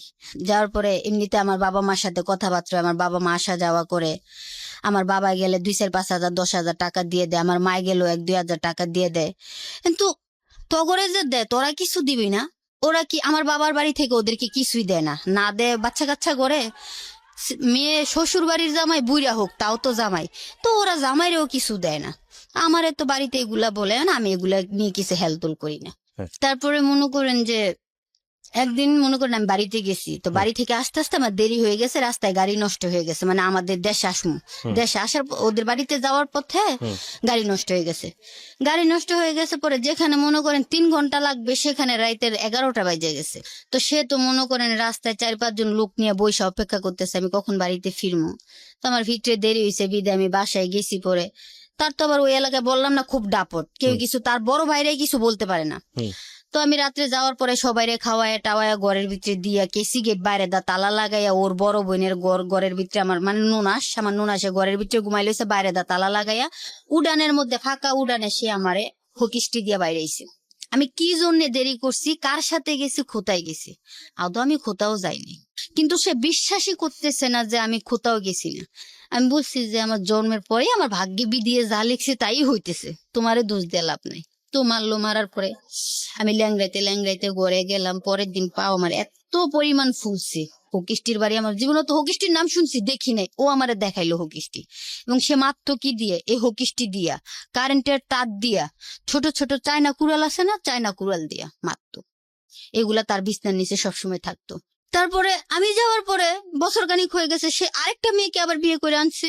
3 বাচ্চার মা, 3 বাচ্চার মা সে বিয়ে করে নিয়ে এসে, নিয়ে আসার পরে এখন তাদের মতো এখন আমার দিকে, আমার উপরে বড় আপার উপরে সংসার ফালাইতে হতে তারা কিছু দেহে মেয়ে না। এরকম করতে করতে মনে করেন 2 বছর কাছাই গেছে। এমনি হঠাৎ করে একদিন আমি লক্ষ্য করতেছি আমার শরীর কেমন লাগতেছে, শরীর ভার লাগে, আমি খাইতে লইতে পারি না। এক পর্যায়ে বমি করলে খালি দেখে আমার মুখ দিয়ে রক্ত আসে। এখন আমার পিছনে তো অনেক শত্রু, এখন কে কি করছে আমি বলতে পারি না, আল্লাহ পাক জানে। তারপরে আমার শরীর এতটাই খারাপ হয়েছে, পরে আমি ওরে বইলা আমি বাড়িতে যাই। তারও কোনো কেয়ারা ছিল না আমার প্রতি, তার কেয়ারা ছিল আমার শরীরটার প্রতি। ওইটা শেষ হয়ে গেছে 2 বছরে, তারপরে আর আমার কোনো প্রয়োজন নেই। তখন আমার তো বাচ্চা হয়ে গেছে পেটে, আমি এটা কি করব। তারপরে আমি বাড়িতে আসলাম, আসার পরে আমি আমার একটা কবিরাজের কাছে নিয়ে গেল মা। নিয়ে যাওয়ার পরে আমার একটা ওষুধ দিল, বলছে আমাকে কেউ একজন বান দিছে, একটা মহিলা আমাকে বান দিছে, শুকনা বান, যাতে আমি শুকাইতে শুকাইতে মারা যায়। ওই বানটা দিছে যে ওকে নিয়ে আইসো, গাছও মারা যায় তো ফলও নিয়ে যায়, ফলও মারা যায় তো আর কিছুদিন পরে আনতে পারো। কে কি হয়েছে, কয় ওর পেটে বাচ্চা, তখন মাত্র 1.5 মাস। পরে আল্লাহ আমি ওখান থেকে আসে ওই তাবিজ টুবিজ দিল, পানি টানি দিল, খাইলাম। খাওয়ার পরে আমি ডাক্তারের কাছে গিয়ে পরীক্ষা করছি, ওর মাত্র তখন বয়স 2 মাস আমার পেটে, 2 মাস। ওর বাবাই তো আমার সাথে কোনো যোগাযোগ করে না। ওই যে আরেকটা মেয়েকে বিয়ে করে আনছে বললাম না, আমার সাথে কোনো যোগাযোগ নাই, ফোন নাই। কিন্তু এই 2-2.5 বছরে, মিথ্যা কথা বলবো না, সে আমার বাপ মারে না দিল প্রায় 1-1.5 লাখ টাকা দিছে। তো একদিন ও আস্তে আস্তে বাড়তেছে পেটে। পরে আমি একদিন সুস্থ হয়ে আমি বাড়িতে গেছি, যাওয়ার পরে ও আমাকে বলতেছে তোকে আমার আর কোনো দরকার নাই, আর আমার এখানে যদি থাকতে হয় তাইলে আমার মতো, আমার স্বাধীন মতো আমার ইয়ে মাইনা চলতে হইব, তোর ইয়ে মাইনা তুই আর চলতে পারবি না। আর এখানে থাকতে গেলে ঘরের কাজের লোক হয়ে থাকতে হইব, বউ হয়ে থাকতে পারবি না। ওকে। তো আমি বলছি যে এখন আমার বাচ্চা হইব। ও কয় কেন বাচ্চা হইব, আমাকে এটা শুই না, আমাকে গর্তে হ্যাঁসরা এটা না বার করলে আমি বাচ্চা নষ্ট করে মানে লাইবো। আপনার মেয়েটা তখন পেটে? হ্যাঁ, ও আমার বাচ্চা নষ্ট করে লাইবো। আমি কই Okay. কেন আমি বাচ্চা নষ্ট করবো, তোমার গর্বরা বাচ্চা আছে, আমার তো একটা নাই। আমি তোমার কাছে আল্লাহর পবিত্র কোরআন কবুল কইরা পরে আমি বিয়ে করছি, তাহলে আমি বাচ্চা নষ্ট করবো কেন? ও আমাকে হ্যাঁসরা এটা না করতে বার করছে, তো আমি বাচ্চা নষ্ট করিনি। পরে এক পর্যায়ে মানে ওরা অস্বীকার, ও বাচ্চা ওদের না। মানে এখন আমার কিভাবে এনতে সরাইবো ওই চিন্তা ভাবনা, ঠিক আছে? আগের বউগুলোর মতো? হ্যাঁ, আগের বউগুলার মতো। আর যদি ওর হয়ে থাকে তাইলে ওদের বাড়িতে আমি থাকমু, থাইকে বাচ্চা প্রসব কইরা পরে ওদেরকে দিয়ে আমার আয়সা পড়তে হইব। ওরকম পরে মানে পরে আমাকে এটা বলছে যে বাচ্চা যদি, হ্যাঁ এ বাচ্চা আমার, আমি জানি, আমার কাছে বিয়ে হওয়ার পরে তুই কোথাও যাস না, কিন্তু এই বাচ্চা হওয়ার পরে তুই এখান থেকে চলে যাবি, আমার বাচ্চা আমাকে দিয়ে যাবি। পরে আমি বলছি না, আমি ততদিনে কি জেনে গেছে যে আপনি আগে কোথায় ওই যেতেন? যে আমার বড় ভাই, যে আমি বললাম যে আপার বাড়িতে আমি গেছিলাম, ওই আপার মাধ্যমে আবার বড় ভাই ওই বাসায় আসা যাওয়া করতো, আমি জানতাম বড় ভাই না। মানে যে বড় ভাই আপনাকে খারাপ লাইনে নিয়ে গেছে, সেই ওই বড় বড় ভাইয়ের ভাই। মাধ্যমে সে জানছে? হ্যাঁ, ওই বড় ভাই বাসে আসা যাওয়া করতো। তাও আমি থাকতো, ওনাকে আমি 2-3 বার দেখছি না আসতে যাইতে। জি। তো ওই আপার থেকে উনি নাম্বার নিছে। এখন এত বছর 2-2.5 বছর হয়ে গেছে, আমার দেখা পায় না, তো খুব ইয়ে হয়ে গেছে। তো পরে আমার নাম্বার নিয়ে আসে আমাকে ফোন দেয়, আমি তো ফোন ধরি না। এক পর্যায়ে ওর আব্বু ফোন ধরছে, ফোন ধরে কইতেছে ও কই, কই তুমি কে? ওর আব্বু কইতেছে আমি কে মানে, ওর আব্বু কইতেছে আমি কি মানে, আপনি আমার বোন নাম্বারে ফোন দিচ্ছেন, আপনি আমার জিজ্ঞাসা করেন আমি কে? কে আপনার বউ? তো প্রথম ছিল আমার বউ। ওকে, এটার থেকেই মূলত সম্পর্কটা খারাপ হয়। সম্পর্কটা খারাপ হয়ে গেছে। বিরতিতে যাব প্রিয় শ্রোতা, এখানে ছোট্ট একটা বিরতি নেব। আজকে মানসিকভাবে বয়ঃপ্রাপ্ত আমি বলবো যারা, কেবলমাত্র তাদের জন্য আজকের এই সিক্রেটস অনুষ্ঠানটি। কারণ ঘটনা যা ঘটেছে দীপার সঙ্গে সেটা যদি শুধু ঘটনা হিসেবে না দেখে একটু ঘটনার ভেতরে গিয়ে একটা মেয়ের মানসিক শারীরিক পরিবর্তন এবং সামাজিকভাবে পারিবারিকভাবে কি পরিমাণ হ্যাসল তাকে পোহাতে হয়েছে সেটা যদি আপনি চিন্তা করেন তাহলে আজকের গল্পটি সার্থক। এবং আমরা বলছি বারবারই, একটা অ্যানাউন্সমেন্ট আজকে থেকে শুরু হয়েছে, সেটা হলো ইউটিউবের জন্য আমরা একটা বিশেষ এপিসোড আমরা আপলোড করব প্রতি সপ্তাহে একটি করে। এটা শুধু ইউটিউবে, এটা রেডিওতে প্রচার করা হবে না, সেটা জীবন গল্পেরও হতে পারে, সিক্রেটসেরও হতে পারে, শুধু ইউটিউবের জন্য। যারা কেবলমাত্র আমাদের সাবস্ক্রাইবার এবং যাদের আমাদের চ্যানেলটির নোটিফিকেশন অন করা আছে তারা এই অনুষ্ঠানটি শুনতে পারবেন এবং ডাউনলোড করতে পারবেন। কারণ এই এপিসোডটি আপলোড করার 2 ঘন্টার মধ্যে আমরা আমাদের এপিসোডটি ওখান থেকে সরিয়ে নেব। এটা খুবই এক্সক্লুসিভ একটা এপিসোড হবে। সো যারা সাবস্ক্রাইব করেননি এবং যারা নোটিফিকেশন অন রাখেননি তাদেরকে আমি বলবো অতি দ্রুত গিয়ে আজকে আমার রক্ষিতা ছিল, বউ বলছে না, ও তো আমার রক্ষিতা ছিল। আপনি ওরা কেন বিয়ে করলেন? ওর কিছু আছে? ওর তো কিছুই নাই, যা ছিল সবই তো সে বিলি করে দিছে। আপনি ওই কি দেখে বিয়ে এই জন্য বাচ্চাটাকে সে নিজে চলে যেতে বলছিল।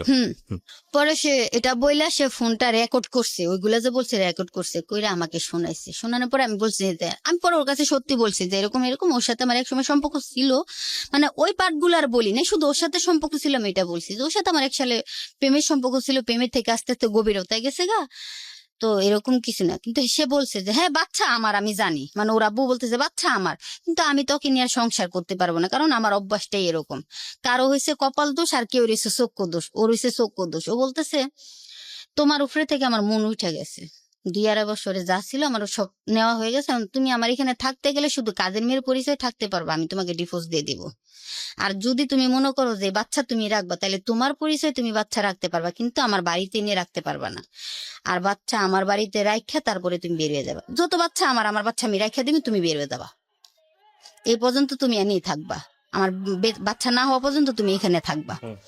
তা আমি ওর সাথে, কারণ ও তো খারাপ মানুষ, আমি ওর সাথে তর্কাতর্কি করি নাই, মানে সব মূলত পেস্টটা লাগাই দিছে ওই বড় ভাই। ওই তখনও বুঝতে পারলো যে আমি কোন ক্লাসের। পরে আল্লাহ মনে করেন আমি আর ওর সাথে কোনো বাড়াবাড়ি করি নাই, আমি খাইতেছি চলতেছি ফিরতেছি। এক পর্যায়ে 5 মাসের বেলা সে আমাকে গোত্রে এমন ভাবে আসাদ দিয়ে বাইরে ডেল্লা ফালাইছে, মানে বলার বাইরে। ভাগ্যেশ আমি এই 5টা ব্যথা পাইছি, আমার সামনে কোনো ব্যথা পাইনি আমি। আপনি তখন 5 মাস, মানে হ্যাঁ, পেটেও ও 5 আমার মাসে। 5 মাসের পেটে। আচ্ছা। পরে ও বলতেছে ওর বাবা এবং ওর ফুপুও আমার টাইনে হ্যাঁচড়ায় নিয়ে যায় আমার বাচ্চা নষ্ট করাই লাগবো। পরে আমি বলছি যে তোমরা যত কিছুই কো প্রয়োজনে তোমাকে বাড়ির ভিটা আমি ছেড়ে দিব, আমি বাচ্চা নষ্ট করবো না। পরে অনেক মাইদুর করে, পরে আমি মাইদুর খাওয়ার পর আমি ওই দিন রাত্রে সবাই ঘুমাই রয়েছে, আমি ওই দিন রাত্রে ওই বাড়ি থেকে বেরোইয়া আরেক বাড়িতে থাইকা পরের দিন ভোরবেলা আমি আমার বাড়িতে আইসা পড়ি। আইসা পড়ার পরে এখন আমি বাড়িতে আসার পরে আমার আব্বা আমার ঘরে জায়গা দেয় না। তোমার ইচ্ছে তো পূরণ হয়েছে, কারণ তুমি আমার টাকা ক্যাশ নিলে হইলে আর তোমার মেয়ে দিলে হইলে, কিন্তু আমি যাওয়ার পরও তো তোমার প্রায় 1-1.5 লাখ টাকা দিছে, তাহলে তুমি আমার রাখবা না কেন? উনি আমার রাখবো না। এই বাচ্চা কার? উনি নিজেও বলতে, আমার বাবা নিজের মুখে আমাকে বলছে যে এই বাচ্চা কার তুই জানোস? পরে আমি কইছি দেখো আব্বা, তুমি আমার জন্ম দিছো, আমি এই প্রসঙ্গটায় যাইতে চাই না, কিন্তু তাও যখন বাধ্য করলা, আমার বাবা কে এটা তুমি কইতে পারবা, আমিও কইতে পারবো না, একমাত্র আমার মাই কইতে পারবো যে আমার বাপ কে। তুমি কিন্তু নিজেও শিউর দিয়ে কইতে পারবা না যে আমি তোর বাপ, আর ওর বাপকে এটা একমাত্র আমি জানি, তুমি কইতে পারবা না। তাহলে তুমি যে অপমান গুলা আজকে আমারে করছো, আমার যাওয়ার জায়গা ছিল না ভাই, খুব আমার যাওয়ার জায়গা। আর বড় যে ভাই বোন গুলার কথা বলছি, ওদের সাথে আমার সম্পর্ক থাকে টাকা দিলে, যখন টাকা দেয় না তখন সম্পর্ক থাকে না। তারপরে মনে করেন যাই হোক কষ্ট করে আমার বড়টা যেটা বললাম যে 2 বোনে খুব মিল ছিল, ঝগড়া ছিল, ও আব্বার হাতে পায়ে ধরে যেমন হোক আমার ঘরে রাখলো, কারণ আমি এই অবস্থায় যাবো কই, কে আমাকে রাখবো, এটা তো একটা রিস্ক। পরে ঘরে রাখলো, রাখার পর আব্বা প্রতিদিনই নানান কিছু বলে। এমনও দিন গেছে ভাই আমি ভাত খাইছি, আমার ভাত চোখের পানি আমার ভাতের খাবারে পড়ছে, যে কেন আমার ভাগ্যটা এরকম হইলো, আমি তো আল্লাহর কাছে এরকমটা চাই নাই। পরে যাই হোক কষ্ট মষ্ট করে ওরে পেটে নিয়েও আমি খারাপ কাজ করছি টাকার জন্য। এই 5 মাসের পেটে থাকা অবস্থায় খারাপ কাজ, কারণ ওই যে আমার আসাদ দিয়ে, মানে 2 মাসের প্রেগনেন্ট যখন আসছিল বললাম না সমস্যা ছিল, বান্দিছে আমার, তার পাশাপাশি বাচ্চার যে থলিটা, ওই থলিতে আমার পানি হয়ে গেছিল। প্রতি মাসে, মানে ওই 2 মাস শুরুতে প্রতি মাসে আমার আলট্রাসাউন্ড করে দেখতে হয়েছে পানির পরিমাণটা কতটুকু, মানে ওর উপর দিয়ে গেছে কেন, ওর নিচে আছেন, ওর উপর দিয়ে গেলে ও পানিতে পড়ে মারা যাইতো। প্রতি মাসেই মনে করেন আমার 500 টাকা করে আলতাসুনুর ফিস লাগতো, আর 200-300 টাকা ওষুধের। এগুলো তো আমার দেয় না কেউ। 2 জোড়া নুপুরা ছিল, মানে যা গিয়েছিল সব। লাস্টের পর আমার পরনের বুরকা বেচে লাস্টের আলতাসুনু আমার করতে হয়েছে। এইসব কাজ করে করে আপনি পয়সা রোজগার করে ওর আল্ট্রাসাউন্ড ওর করতেন? আলতাসুনু করাইতাম, মানে নিজেও খাইতাম। আমার ভালো মন্দ কেউ খাওয়াইতো না, প্রেগনেন্ট অবস্থায় তো এটা সেটা খাইতো। ওর বাবা আমার খোঁজ খবর নিত না। আমার বাবাই তো আমার দিক ফিরেও তাকাইতো না যে আমি ওনার মেয়ে নাকি। তখন অনেক সময় অনেক কিছু বলতো, তখন সহ্য। আর আমার বরাবরই খুব রাগটা বেশি ছিল। যন্ত্রণার শরীরে দেখেন আমার হাতে হাত কেটেছেন আপনি ব্লেড দিয়ে? ব্লেড দিয়ে। এখানে শিলি আছে প্রায় 8টা। আর প্রথম আমি যার সাথে প্রেম করছিলাম তাকে আমি আজও ভুলতে পারি না, কিন্তু তার একটা বিচার আমি করছি। তো ওই বড় ভাইয়ের সাথে সম্পর্ক হওয়ার পরে তখন তো ওনাকে আমি সব ডিটেলে বলছি। বলার পরে উনি বুঝতে পারছে যে আসলে আমার কোনোভাবে এটার মধ্যে হাত ছিল না, সবটাই ওর কারণে হয়েছে। আমি বললাম যে ও এমন এমন আজকে রাত্রে আসবো। তা আসলে কি করতে হবে? আমি কই কি করবেন, ওর একটু মারধর করেন। এতদিন পরে তোর মুখ দেওয়া কথাটা বেরোলো, তুই আগে কইতে পারলি না?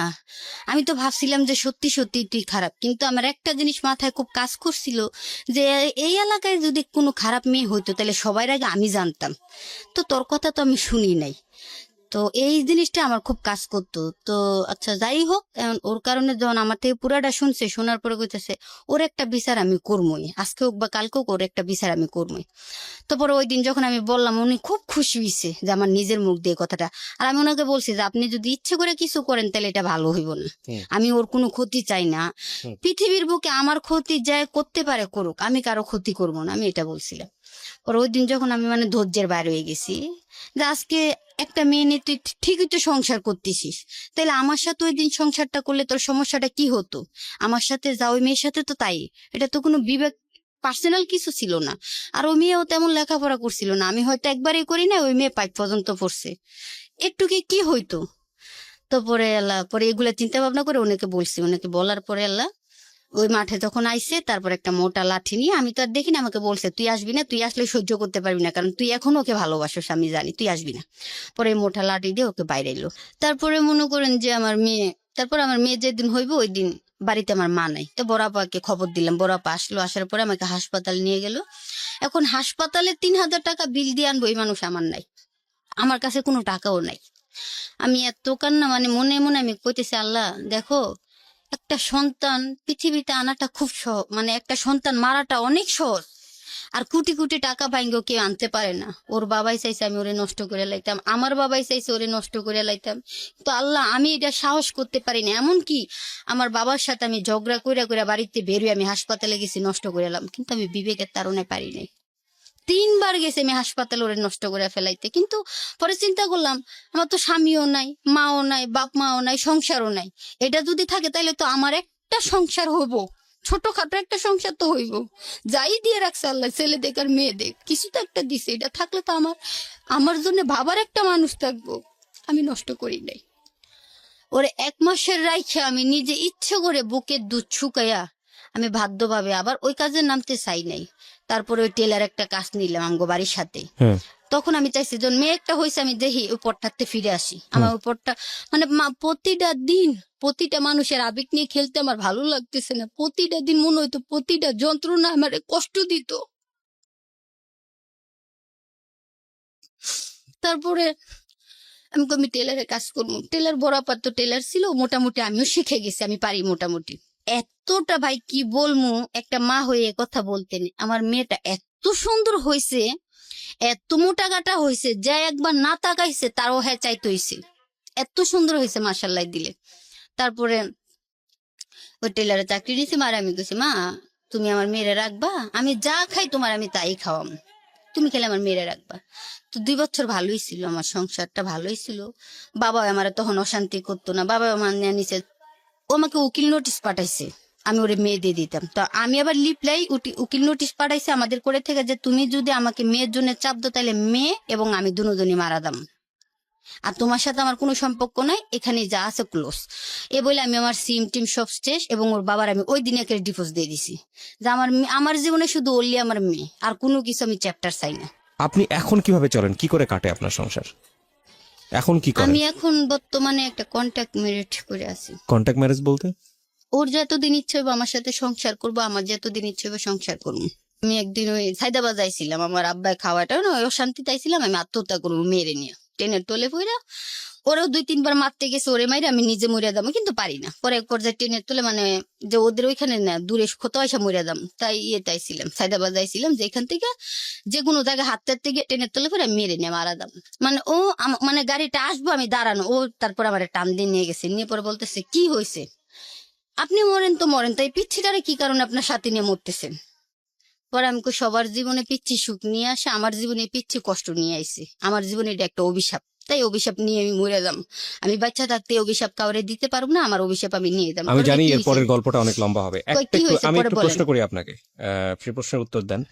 উনি কি আপনাকে ডিরেক্টলি কন্ট্যাক্ট ম্যারেজের প্রস্তাব দিয়েছে নাকি কোনো ঘটনা না, ঘটেছে? উনি আমাকে বলতেছে যে, উনি আমাকে খারাপ কিছু বলেন, উনি আমাকে বলতেছেন তোমাকে যদি আমি সাহায্য করি তুমি আমার কাছ থেকে সাহায্য নিতে পারবা? হ্যাঁ। পরে আমি কই, দেখেন আপনি আমাকে প্রতিদিন প্রতি মাসে সপ্তাহে সাহায্য করবেন, এটা আপনার ফ্যামিলির কাছেও আপনাকে প্রশ্ন করতে হবে, আমারও লোকজনের কাছে প্রশ্ন করতে হবে। তাই ভাই আপনার সাহায্য আমার দরকার না, আপনার মতো আপনি থাকেন, আমার মতো আমি থাকি। আর আমার সাহায্য করতে গেলে আমার এখানে 2টা মানুষের ভাড়া আপনার নিতে হইবে, এক আমার মেয়ে আর এক আমার ছোট বোন। হ্যাঁ, উনি আপনাকে কি বললো? তা তো বললো যে আচ্ছা তাহলে এইভাবে যদি সমস্যা হয়, আমি কি এভাবে তো সমাজগত ভাবে সমস্যা হয়ে যাবো, আমারও তো মানুষ আছে, চলতে হয়, চলাফেরা পরে কথা। আচ্ছা তাহলে আমি তোমাকে বিয়ে করবো, কিন্তু বিয়ে করবো এখানে সত্য আছে। আমি কি জি বলেন। প্রথম সত্য, আমি তোমাকে কোনো ছেলে সন্তান দিতে পারবো না, মানে কোনো বাচ্চা কাচ্চা দিতে পারবো না।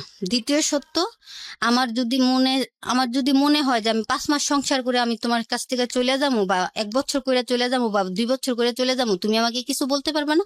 তোমারও যদি মনে চায় তুমি 1 মাস না 2 মাস সংসার করে চলে যেতে, বা 2 বছর বা 4 বছর থাকলে তুমি থাকতে পারবা, সমস্যা নাই। তোমারও যদি যখন যাইতে ইচ্ছে করে তুমি চলে যাবা, আমার ইচ্ছে করলে আমি চলে যাবো। এবং তার আমি একটাই কথা বলছি যে আমার কোনো ছেলে সন্তানের দরকার নাই। আমি অনেক ভাবে, শারীরিক ভাবে, মানসিক ভাবে আমি অনেক আঘাত পাইছি। এখন মূলত হইছে আমার ছোট একটা বোন আছে, এটার বিয়ের দায়িত্ব তোমার নিতে হইবে, আর আমার মেয়ের দায়িত্ব, এই 2জনের দায়িত্ব তোমার নিতে হবে। বাইতো ছেলে মানুষ, বাইয়ের দায়িত্ব না নিলেও চলবে, এই 2টা মানুষের দায়িত্ব নিতে হবে। তাই ঠিক আছে আমি নিব। তারপরে তার সাথে আমার কন্ট্যাক্ট, এটা কাবিনে লেখা আছে একবার উল্লেখ, 50,000 টাকা কাবিনে, যে কন্ট্যাক্ট ম্যারেজ? হ্যাঁ এটা কন্ট্যাক্ট ম্যারেজ, এটা উল্লেখ করা আছে কোর্টে গিয়ে অফিসে, এটা কন্ট্যাক্ট ম্যারেজ, যার যতদিন ইচ্ছে হবে একসাথে থাকবো, যার যতদিন ইচ্ছে নেই তারপরে যাকে যে পারে ডিভোর্স দিয়ে দিব।